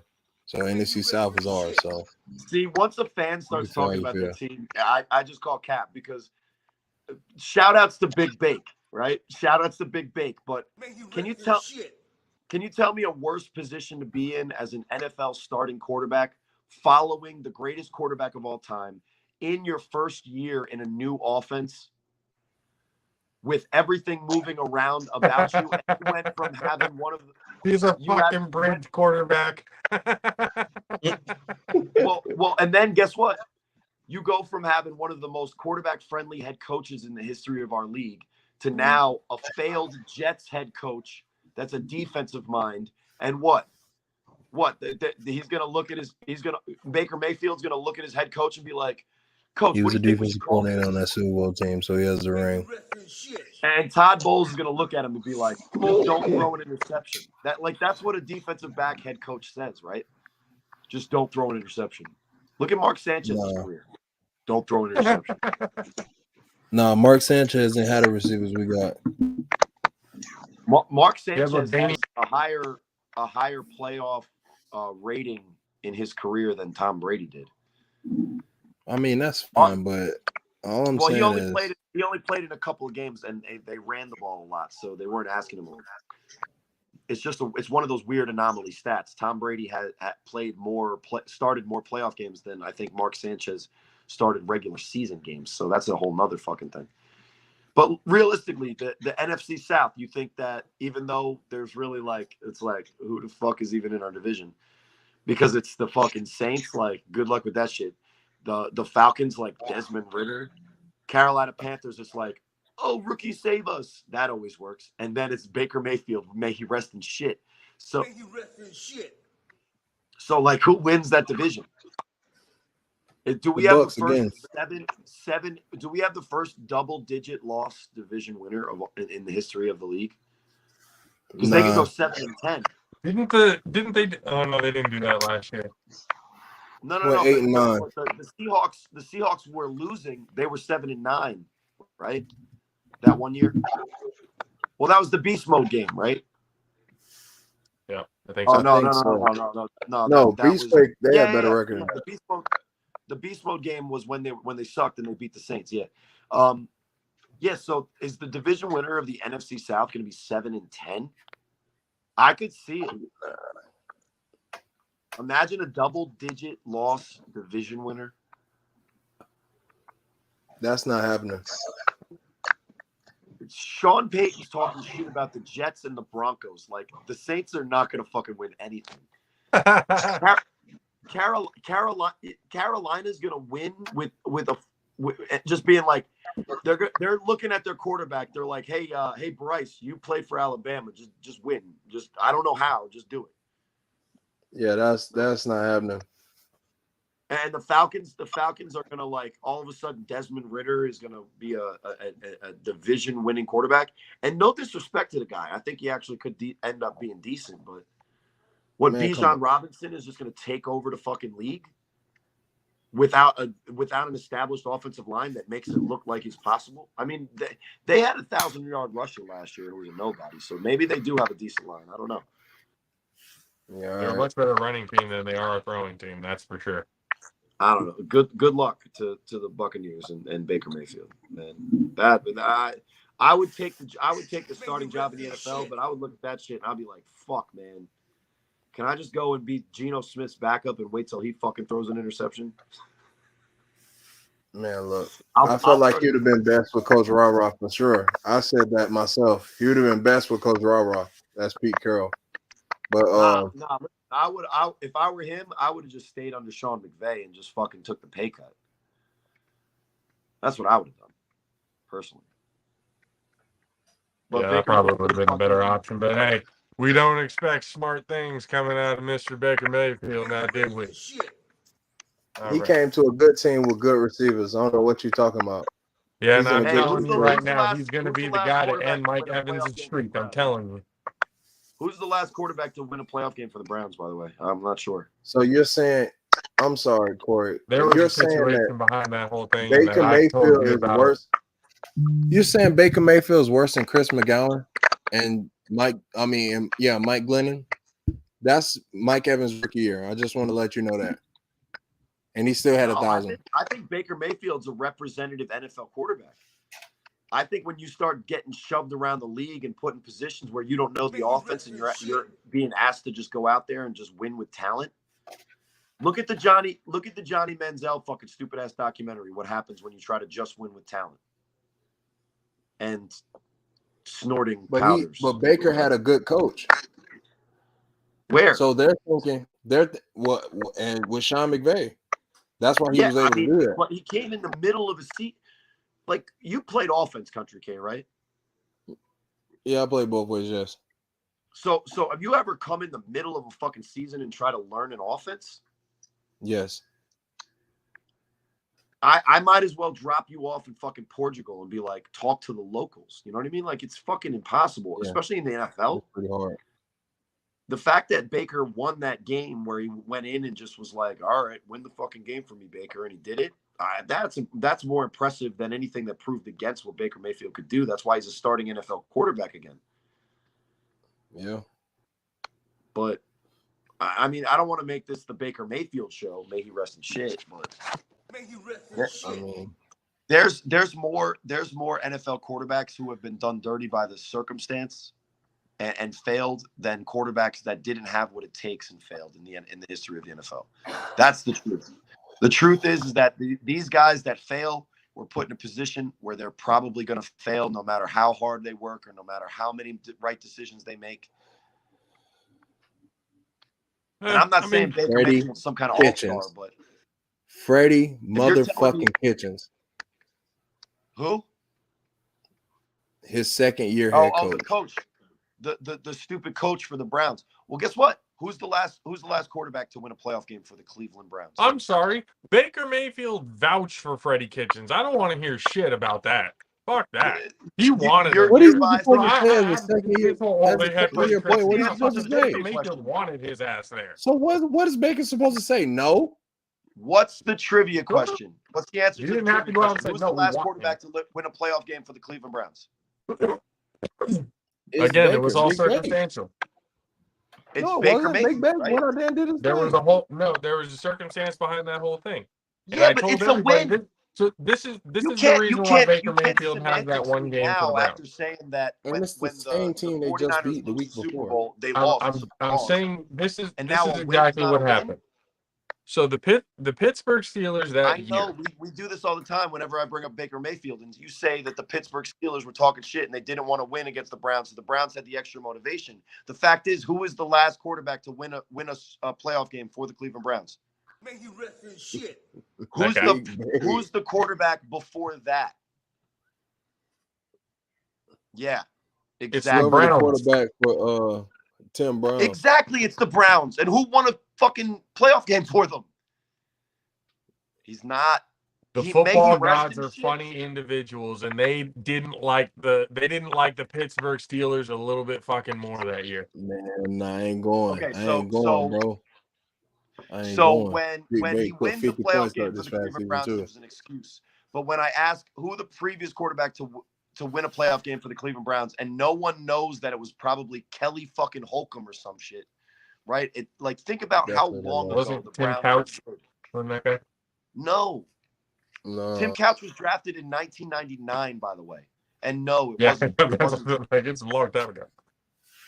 So if he's the only quarterback to win a playoff game for the Cleveland Browns in the history that we can remember, fucking Bernie Kosar, is that who it was? In the early 90s, that's like literally 30 years ago. Okay, so you can say what the bullshit that doesn't have any actual effect on the tangible things that happen in a game, hypothetical, fan, made up story bullshit that made it so that Baker Mayfield's win doesn't matter. Well, it's the only one in the past 30 years that you can remember. So the fact that you know the story behind it means that it happened. Baker Mayfield is a great quarterback in the history of the Cleveland Browns, and he may rest in shit, but only because the Browns are literally shit. And he's one of the greatest Browns quarterbacks to ever do it. Hey, that's a full circle story if you ever heard one right there, guys. So when Baker Mayfield, since may he rest in shit, when he plays for the Browns, that's where the team he should stay with. I mean, that's fine. Look, at the same time, he's no longer a Brown. He's a Buccaneer now. Yeah, but let's say this. Let's say he goes 9-8 this year with the Buccaneers. They might run him out of town. But that's great. If he can do anything near, if he can keep the starting job for the full season, he's got a lot of talent, period. We'll see. I seriously think he's going to do very well because he's did decent with receivers that's not at the same talent as the receivers we have in Tampa. I gotta hand it to you, Kay. Your masking or your denial is fucking legendary. I'm not masking anything. About the 49ers just before. Let him be positive. I was just saying, like, I'd rather somebody be positive than hear your whining. Brock Purdy's name. No, I'm serious. I don't want to buy a jersey that says Purdy. Hey, yeah, no, he has no hope. He has no hope because it's just gonna rile up. They're gonna get between 10 and 12 wins. You want to hear my hot take? And this will be and they're not gonna finish well. They're gonna lose in the first fucking round again. I have an opposing thought here. My hot take on the season, and I don't ever wish ill on anybody, but I think that because of the stress of all of the goings on behind it, Brock Purdy, it seems to me like he rushed back from injury. That doesn't bode well ever, right? Did he rush back or did he just recover quicker? I don't know. That's what I mean. I don't know. Like everybody thinks that you can recover because you're an NFL athlete because they saw Adrian Peterson do it and come back stronger. And that isn't natural. Human beings don't do that. And I'm not saying that he did anything wrong. I'm saying that Adrian Peterson's probably not the person you should compare Brock Purdy to. But listen, I'm not a doctor. I don't know shit. But I just kind of have a feeling. Sam Darnold likely will throw for 2,500 yards and look like one of the best quarterbacks in the NFL next season. I Look at really him. need He's to get mad that about it too. soundbite. Like he's I looking at. need He's to like, get the "Oh, I'm soundbite mad of about this hypothetical situation where my backup is a talented No, guy that you- got drafted even so- higher than the guy we just cut, and he's better than Baker Mayfield, and made Baker Mayfield rest in shit." when you And put then it like that, it's like, yeah, another I can't quarterback will complain, but leave it's the like, team no. another quarterback will leave the team that DJ Madsticks is rooting for, because just to remind you, DJ Madsticks, the Jets got rid of Sam Darnold, a turnover-prone West Coast quarterback that was drafted too young and should have stayed in college one more extra year, to draft Zach Wilson, a turnover-prone West Coast quarterback that should have stayed in college an extra year. That's the team that you now root for. One question, just one question regarding your hot take. Just one, only one. If Sam Darnold should have stayed in college one extra year, do you feel like his debacle in Carolina was enough education for him to come to the 49ers and then play well? Well, who was his coach for the Jets?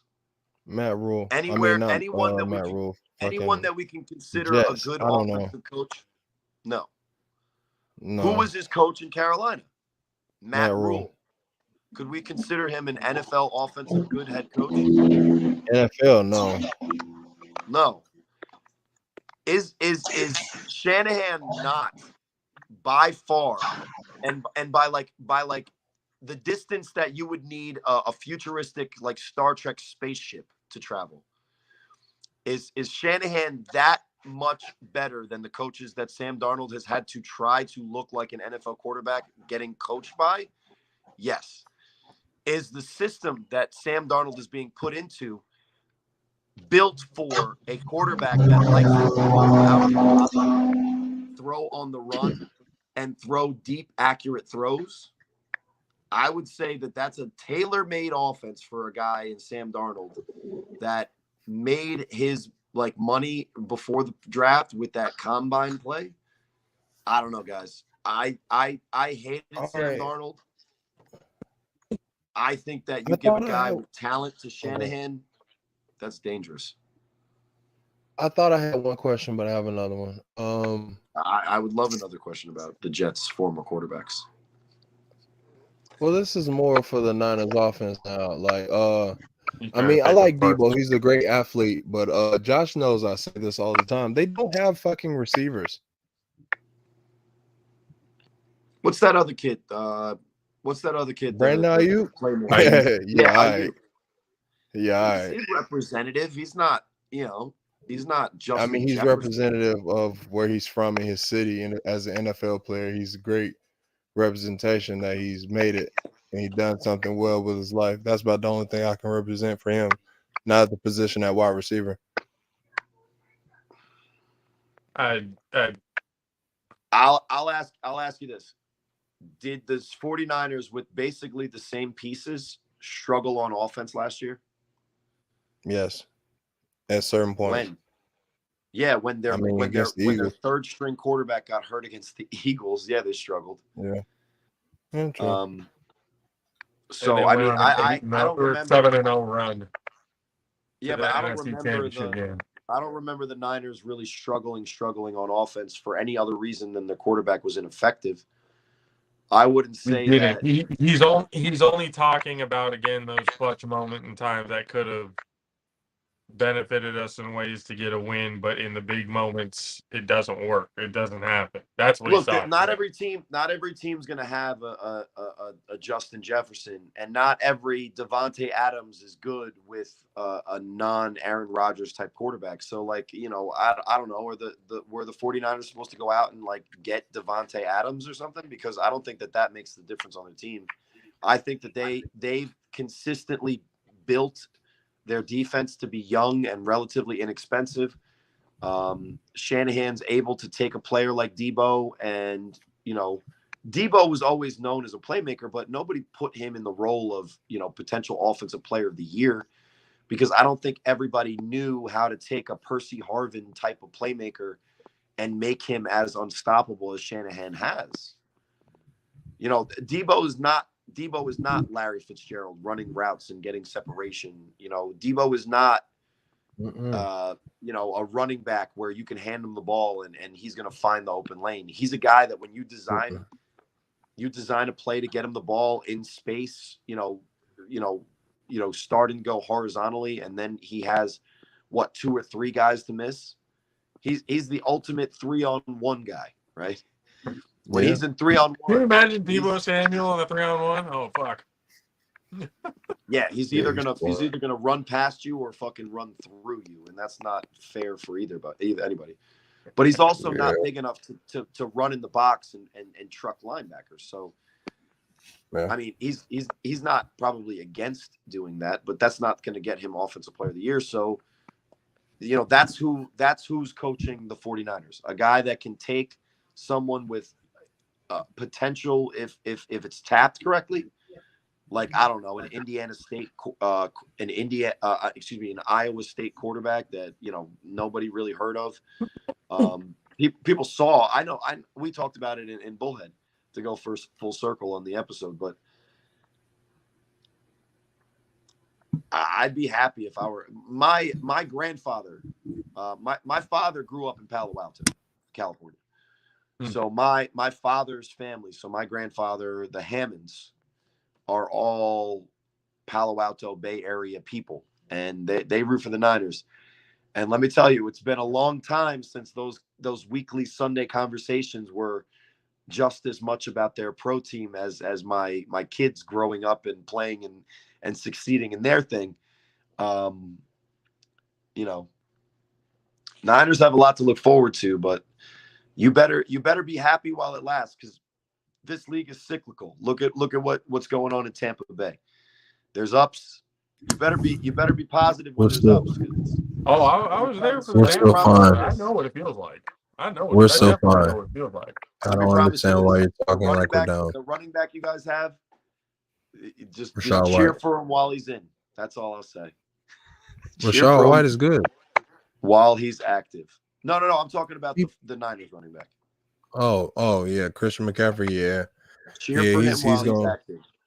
I got a 10-game under on him. I think that's going to be a decent decision, gentlemen. Unfortunately, I have to bid you guys adieu. Yes, sir, ladies. It's been a little bit of a thing, but shout outs to the Woodbridge Barons. They're going to keep going. Their whole program, knock on wood, I just jinxed it. Their varsity plays tomorrow, but their whole program is undefeated. Monday, Brady plays again on Labor Day.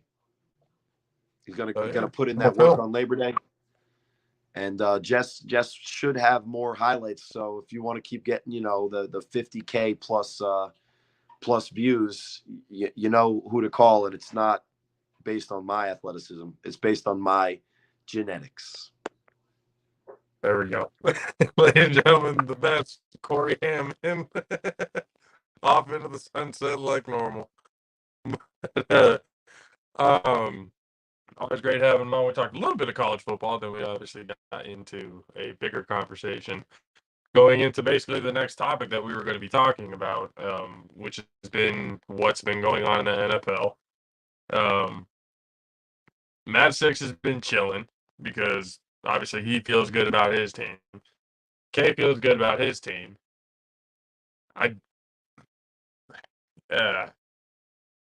You already know what's about to happen. You know what's about to happen. You already know. That's the problem. Like, you foresee what we all saw. That's why Mad Six jumped ship. He knew, he saw the same future that you saw a few years ago when you was like, I'm gonna fuck with the Bears, and then you came back. You saw the future. You know what's about to happen. Then you fucking got hype for all this bullshit that's going on. Then this motherfucker ain't about to do shit but lose in the first or second round. That's all that's about to happen. Y'all gonna have a bunch of wins, gonna have everybody hype like, see, I told you the Niners. Then they go fucking lose. And then Kyle Shanahan gonna be sitting over there like, I tried to put it in the hand of my quarterback. You're gonna blame Brock Purdy. Nah, everybody gonna be on Brock Purdy. Get rid of Brock Purdy. Get rid of Brock Purdy. I'm telling you, it's coming. It's coming. Y'all do this shit to every fucking body y'all got that's decent. That's what I was actually Or at Sam one Darnold, point. I was whoever actually it going to is. bring that up. I was going to bring that up to Corey, going like, it's not so much of what the team is doing, it's more so much of how the fucking fan base reacts to everything that goes on. That's what annoys the shit out of me more than anything. But fuck, we'll see how it happens, man.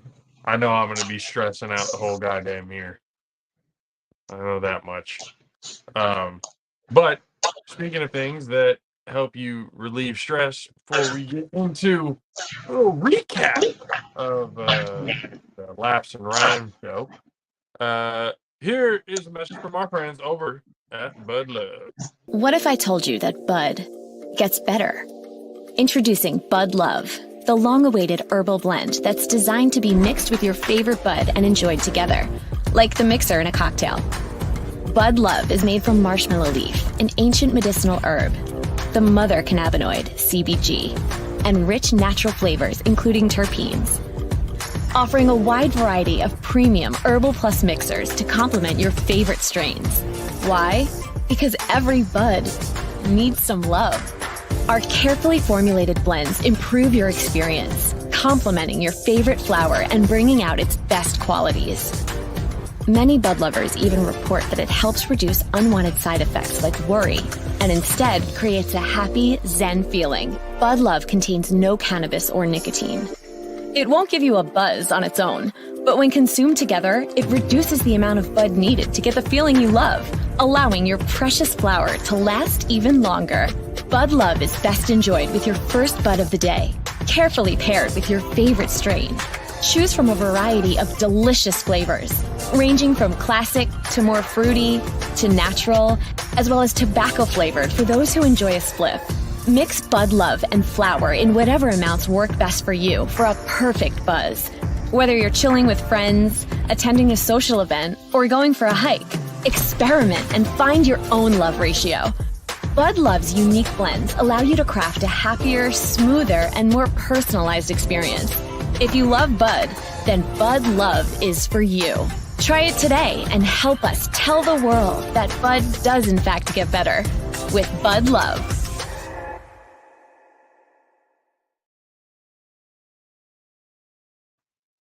Yes, go to Bud Love. BudLove.com. Use the promo code JAFFOARMY for 15% off of your first order. Mad Sticks. What up? Holy shit, man. This last weekend, right? Yep, we can go today. Man. So for those of you who don't know and haven't been looking at what we've been a lot of the things that we've been posting and stuff, the Laughs and Rhymes show over at the Guild Theater, with Spare Time Heroes headlining the entire thing. Bro, that was a fun fucking show. And I gotta tell you guys, when we sit, like, this is the first time I like, look, I've seen Mad Sticks at weddings, I've seen like all different scenarios and stuff like that. I've never seen Mad Sticks essentially in his full on like element during a show, like what I saw last week. And bro, that shit, first of all, doing the projector, that was pretty fun. Not gonna Yeah. lie. And just kind of being there, like just chilling with shout out to Angel, who's there doing the lights. He did a really good job with the lighting and everything too. It looked pretty nice. But yeah, man, like for you, that whole show, how were you feeling up there? I know you were vibing and having a damn good fucking time, but like behind the ones and twos, how were you feeling that night? I'm always feeling good. I was up there, I had my drink, I had my pen, so I was tipsy. So I was up there just having some fun, enjoying music, enjoying playing music. I put together, I felt a pretty decent playlist for, you know, the type of music that they do, you know. So it was mostly like 90s, you know, hip hop, you know, kind of kept the 90s hip hop. So it was a cool little playlist. And hey, we just had some fun, you know. And I enjoy DJing for the artists. I feel like that's my niche, you know, my little niche is, you know, DJing with the artists, vibing with the artists. No, it like there was definitely. Fucking tight. It literally felt like you'd been doing it with these guys for. Oh, I know the Spare Times Heroes, like you've done it, you know, with them plenty of times, but it's just the chemistry, like you said, the vibe, and it was all there. Yeah, nah, Like like Nico, I've never DJ for Nico. You just kind of know, like, when they're ready to go, it's just like you just know when to start, and you know. Hey, shout out to Nico for sure. He was good. I like that set. You know, what he did was very entertaining. How he presented that whole thing. Mm-hmm. Cam, I thought was good. I thought his set was a little interesting, considering what everybody else did. The way that it vibed in with the whole show, like things were kind of. I was like, okay, I see where he's going with it. Mm-hmm. Different.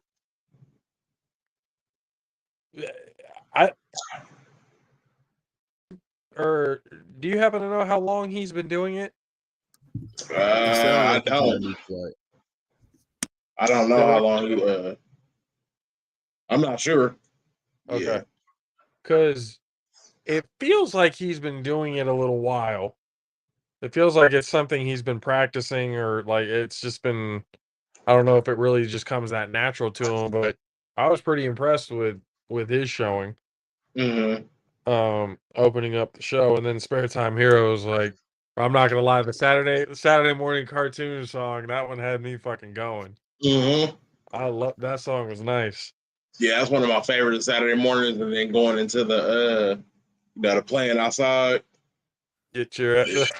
Yeah. Better get your ass home before the street lights come on. Hey. We all know what that fucking meant back in the day. Hell yeah. Everybody knows what that meant. That's but yeah, how they did that, how it whole, like, everything meshed together, the storytelling. That's what I'm saying. Like, that's one thing that I really love about, especially like 90s hip hop and stuff like that, the storytelling. Storytelling, yep. And the way the Spare Time Heroes went and did everything, and I loved every bit of the storytelling and everything that went into that. That shit was. I was like, man, see, more people need to be doing this. This is what more people need to be going back to and doing. Mm-hmm. The storytelling of everything. Like that was just. And then, okay, I'm telling you, bro, the greatest DMX impression I've ever seen in my entire I life. sent them the clip. Yeah, I saw it. Masses going I in. was surprised you hadn't seen it yet. I sent it to you that No, night. I when know. it I saw the videos. I just haven't finished because when I put up the video of the the flag game, I had just a bunch of bullshit going on, so I haven't been able to get back on behind the computer. That was the next thing I was going to edit, but I just haven't been able to sit down behind the computer. Hey, everyone was moving. Everybody on stage was doing. I was like, damn, Mad Six is. I was as soon as I saw him get the mic and fucking DMX pops up, I'm like, oh no. I was like, Yeah, he was Mad Six killing is it. about to come up here and everybody in the crowd. I was like, all right, I gotta get everybody this. going, yeah. And he killed I that gotta shit and get like, this. all right, I gotta get back behind the booth. You could see when he was like, When- all right, I gotta get back behind these tables. But then it was hella funny because I get down the stage, he makes eye contact, he sees it, and then just straight up in the video, I'm like, oh god, this is good. This is gold right here. And what made me laugh the most when I went back to the projector and talk about when Mad Six says, like, shut it down, I kid you not. Like, the song didn't even completely finish ending yet, and Mad Six just went just done. Music's off. When I said shut it down, that's what I fucking meant. Music's off. Let's go. Everybody out. I started dying at the booth. I was like, oh, the abrupt ending of, yep, DJ says get the fuck up out of here. Yep, I said our thanks, and I was like, we out. Like, bye. And then Hey, just that was a fun night, though. Yeah, by the time I threw DMX on, man, I was so fucking drunk. I was drunk the rest of pretty much the half that night. What was you drinking on? Some brandy, some French brandy. Yeah, I saw what your what the booth looked like after the show. Yeah. I saw that. I walked back there. I was helping them put everything away, and I looked at the Gatorade bottles, the different. I was like, oh man. I was like, this shit. But I mean, but shout out to everybody, for that. I'm forgetting the name of the comedian, and I feel bad for it. Tristan Johnson. Tristan Johnson. There we go. Tristan, yeah. Yep, Tristan. He had some jokes. yes. I was like, damn. When's the next one? I'm not sure when we're gonna. I know we're gonna do a part 2 to that one, but I'm not sure when yet. So I know eventually there's gonna. I know they got a. I think they're working on another album right now. So, man, they trying to get me to hop on the track. So they want me to come hop on the track. So you might see a cat be on the mic again. Doing a verse with them. So, Okay. is the Saturday morning cartoons and stuff? Is that something out of what they're about to put out? Because I've looked on Spotify. You can't find it online. You got to go to their website. That's when you can download it from their website. You can't download it from anywhere else, though. That way they assure that because they wanted to. They like for that one they wanted to be free. So it's like that way they assure that just go straight direct download free from their website. Got it. There we go. Now I'll have to, because that's what I'm saying. Like that song, I was like, that shit's hella good. Mm-hmm. How they had everything timed with the projector. I fucked up in the first one though.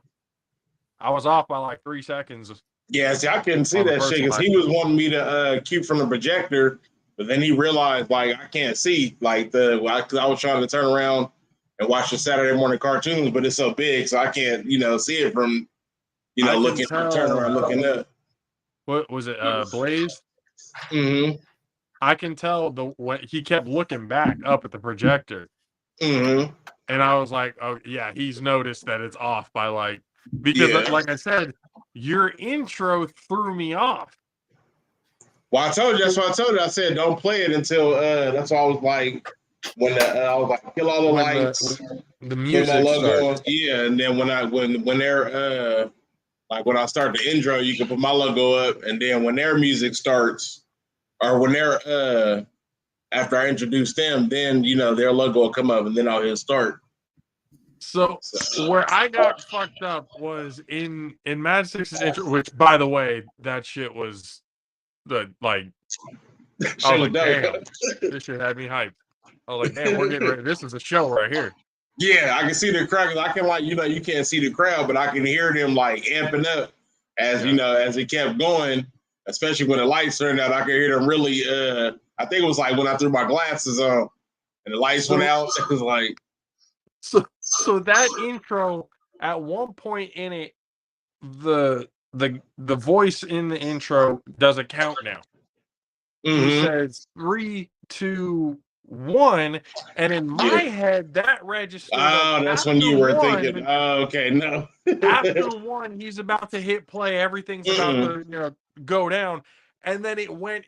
As soon as he said 1, it was like a half a second later. I hit the projector, and then it kept going, and there was a little bit like a 3 seconds, and then you brought it in. Yeah. I was like, oh shit, I was early. I was like, oh, Master's intro fucked me up. But the second half portion though, after Lady J came on, that one was timed better. That one was like right on time and everything like that. So that one was fine. But the first one, your intro is what threw me off to fire off the projector early. Yeah, because I mentioned that my intro was like a minute and a half. we couldn't figure out a way to like pause it for a second. Oh yeah, I remember you saying you couldn't pause it. Yeah, if we were gonna do that, it basically had to start from the fucking beginning again. yeah. So that's why we were kind of like, oh shit. That's why it was slightly off. Otherwise, I would have, like I said, paused it real quick, and like while the logo was still up there, and then been able to keep. Either way, that show, and I told them, I was like, that's the first show, like concert or like music show, like that I've been to in a long, long time. And that shit was fun. Like actually being able to kind of see the production behind it, how the lighting and with the projection, how the soundtrack, or not the soundtrack, the sound check went quick. I think sound check gonna be long. You get one song. I don't be doing no long sound check. Quick, are they? No, not really. Because I feel like it went by very fast. Like within 10 minutes, everybody went through. Went through. Yeah, because usually only go through one song.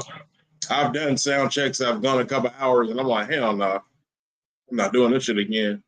Y'all get one song about 3 minutes. All you really need is one song to know where the level is at. I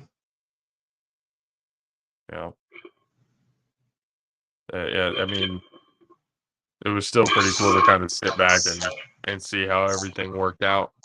The logo that you had right there, I was like, it was perfect because of how Angel had the light. And you guys, if you guys can see Mad Six's background, that's from the they had the purple lighting and everything. I like how with Nico they kept the purple lighting with his green logo. Like that was a good little mix up. Yeah. But yeah, man, I was gonna say, are all shows like that? Just fucking the showcases are usually got lights going too, but not like that. Not like that, not for a show like that. But like shows that they do there, typically it all depends on the sound man, and if you cool with the sound man, you can get more, than Since I know both the sound man, I work there. Do the showcase? I mean, because that ran what, 2 hours? That was like 3 hours, 7 was to it 10. It was like 2.5, 2 hours and 45 minutes. Yeah. Yep. That felt like it went by. I mean, time flies when you're having fun, I guess. But they did not feel like no 2.5, 3 hours. Yeah, it started about 7:15 and ended about 9:40. Because each set, I mean, I know the Spare Time Heroes, because they went on for like 40, 45 minutes. Yeah, 50 minutes. 50 minutes and 10 so seconds. That set, obviously took longer, but everybody else's set seemed fairly quick. I think like Different than Cam, I think they only had like 10, 15 minute sets. Because they don't have that much music out. Like you realize both of them are just now coming out with an album, so they don't have a lot of music.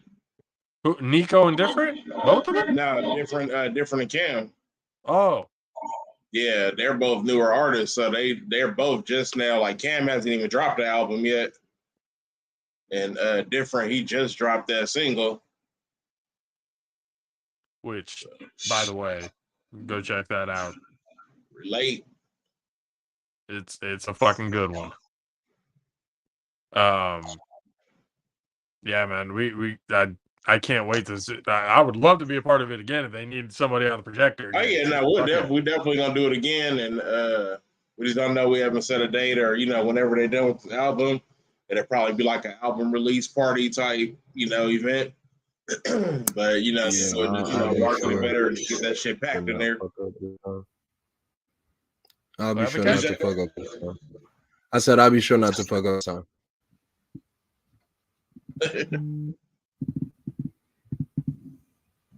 Bro, honestly, when you said you went to the hospital and stuff, I was like, I don't think he's gonna come because of the medication and stuff like that and all. So no, it wasn't that. It wasn't that. I had nothing to do with that. I mean, it was just Toradol, bro. It's just a pain med. Like that ain't shit. I'm honestly, what really happened, the whole highway was packed like a motherfucker. And the shit said it was going to take like 3.5 for 4 hours because it was a bad accident on 80. So both of the highways was like jam packed. And I saw that shit in Bay Area traffic, like the little Instagram post. Because I was wondering, I'm like, why the fuck is traffic packed like a motherfucker? Like, it just said 4 hours. That's why I'm like, I only got 80 miles. I could have made it, but it's like, I would have just made it. Like, if it was regular traffic, not fucking said in 4 hours of traffic, I know I wasn't going to make it. Like, the miles are going to catch up on me at that point. And that's all I really had. Definitely got to do like that were all three of us there because that one was that shit was fun. Definitely got. And do the showcases normally go about that long? Showcases are long, yeah, they fucking long as fuck with a bunch of people who suck. Preferably. It's like American Idol. American Idol tryouts. I mean, the artist is good. It's a lot of unprofessionalism. You can tell, it's a lot of newer artists. So you got people who, send YouTube links instead of like MP3 or waveforms to me. I'm like, I'm not converting your shit for you. Like, don't send me a YouTube link. Don't send me your shit last minute. Don't come to the show trying to send me music while I'm already like DJing. Because then I gotta like, you try to download new DJing, that shit gets to like, it takes a lot on the system. Yeah. So then it's like, skipping and, just doing some unnecessary shit. So I'm like, fuck all of that. So yeah, just a lot of dumb shit. So it just goes long. I'd be like by the last one, by the time they was announcing the winner, I'd already had my shit packed up in the car. I was so irritated and ready to go. Like my shit was broke down in the car. I ain't on that side of it. I'm morely watching the show like the first time. I don't be knowing all that bullshit, and I'll just be saying, you have some that's like they'll have like one song they'll be real good at, and then it's like the rest of them be like, ooh, we should have took a few more lessons. Mm-hmm. You know what I'm saying? We should have stayed in that class. Like, I understand money got tight, but that wasn't the one you should be real. Be real, Matt Sticks. You ever have that Simon Cowell moment, like whoever told you that you could sing failed you, type of stuff? Yeah, because there's a guy on this that's doing this show right now. Because I'm doing this show September 7th at the Union in Roseville, and I saw this artist that sent me music, and I was like, that name was familiar. So I hit up the dude, and I was like, is this the same dude that was on the showcases? I was like, have you heard his music? He was like, yeah. He's like, yeah, that's the same guy. And I was just like, oh, I was like, oh, to myself, like, hey, I'm just getting paid to DJ the show. I don't select the artist. Hey, I get paid regardless. I'm gonna be all the way honest with you. If I live in Sacramento, my pettiness will make me go to the show. Just to see the process of elimination. I promise you, just to see like who the fuck is Masters talking about. Mm-hmm. Without even saying the name. I mean, you supporting because you definitely showcased the show. I mean, you promoted the showcase. Hey, real shit. He can take it one of two ways. He can take it as personal and he can get mad about it, or he can take it as constructive criticism and get better. Get better. Hey, he can even write about it in a diss track if he wants to. I mean, I feel like a few more lessons just need to be had if you at this point in stage of life. And I feel like it would be actually for some reason. Robotic Josh back. God damn it. He turned into Voltron. Right. Whole thing is worked up now. He got like, man, he don't. The system said, fuck it, right? And nobody on screen no more. And every time I try to do something, it ain't doing the right thing. There you go. I can't fucking rely on anything. I can't rely on my goddamn laptop to keep the live stream and everything going. Now I can't rely on my phone. Now I gotta upgrade my fucking phone because I can feel it in my hand. Like, it gets hot really easy. Gotta get you an iPhone 14 Pro Max. I'm gonna need to. Wow. Yeah, I don't know your shit. Hot as a firecracker, man. That's a Yeah, problem. that's what I'm saying. Like, I can feel it. I don't even have a case on it, and it's still hot as shit. That's That's the wild thing about it. I'm like, God damn, it was never like this before. Yeah, no, that's wild. I mean, I just think you know, the word of the day is listen. Upgrade. Everybody learned a lesson today. Josh learned he need to upgrade his phone. Some artists learned they need to learn how to get better at their craft. And I learned that if you go to repsports.com, put in alpha raise in the damn promo code box, you can save 15% off. You just learned that? No, I was just dropping an ad, dude. What the fuck? Oh. I was like, wait a minute. We're talking about like one thing that we all learned today. If I had sound effects, oh, they would be so glorious like these backgrounds. I'm looking at you with the disdain of this Filipino father.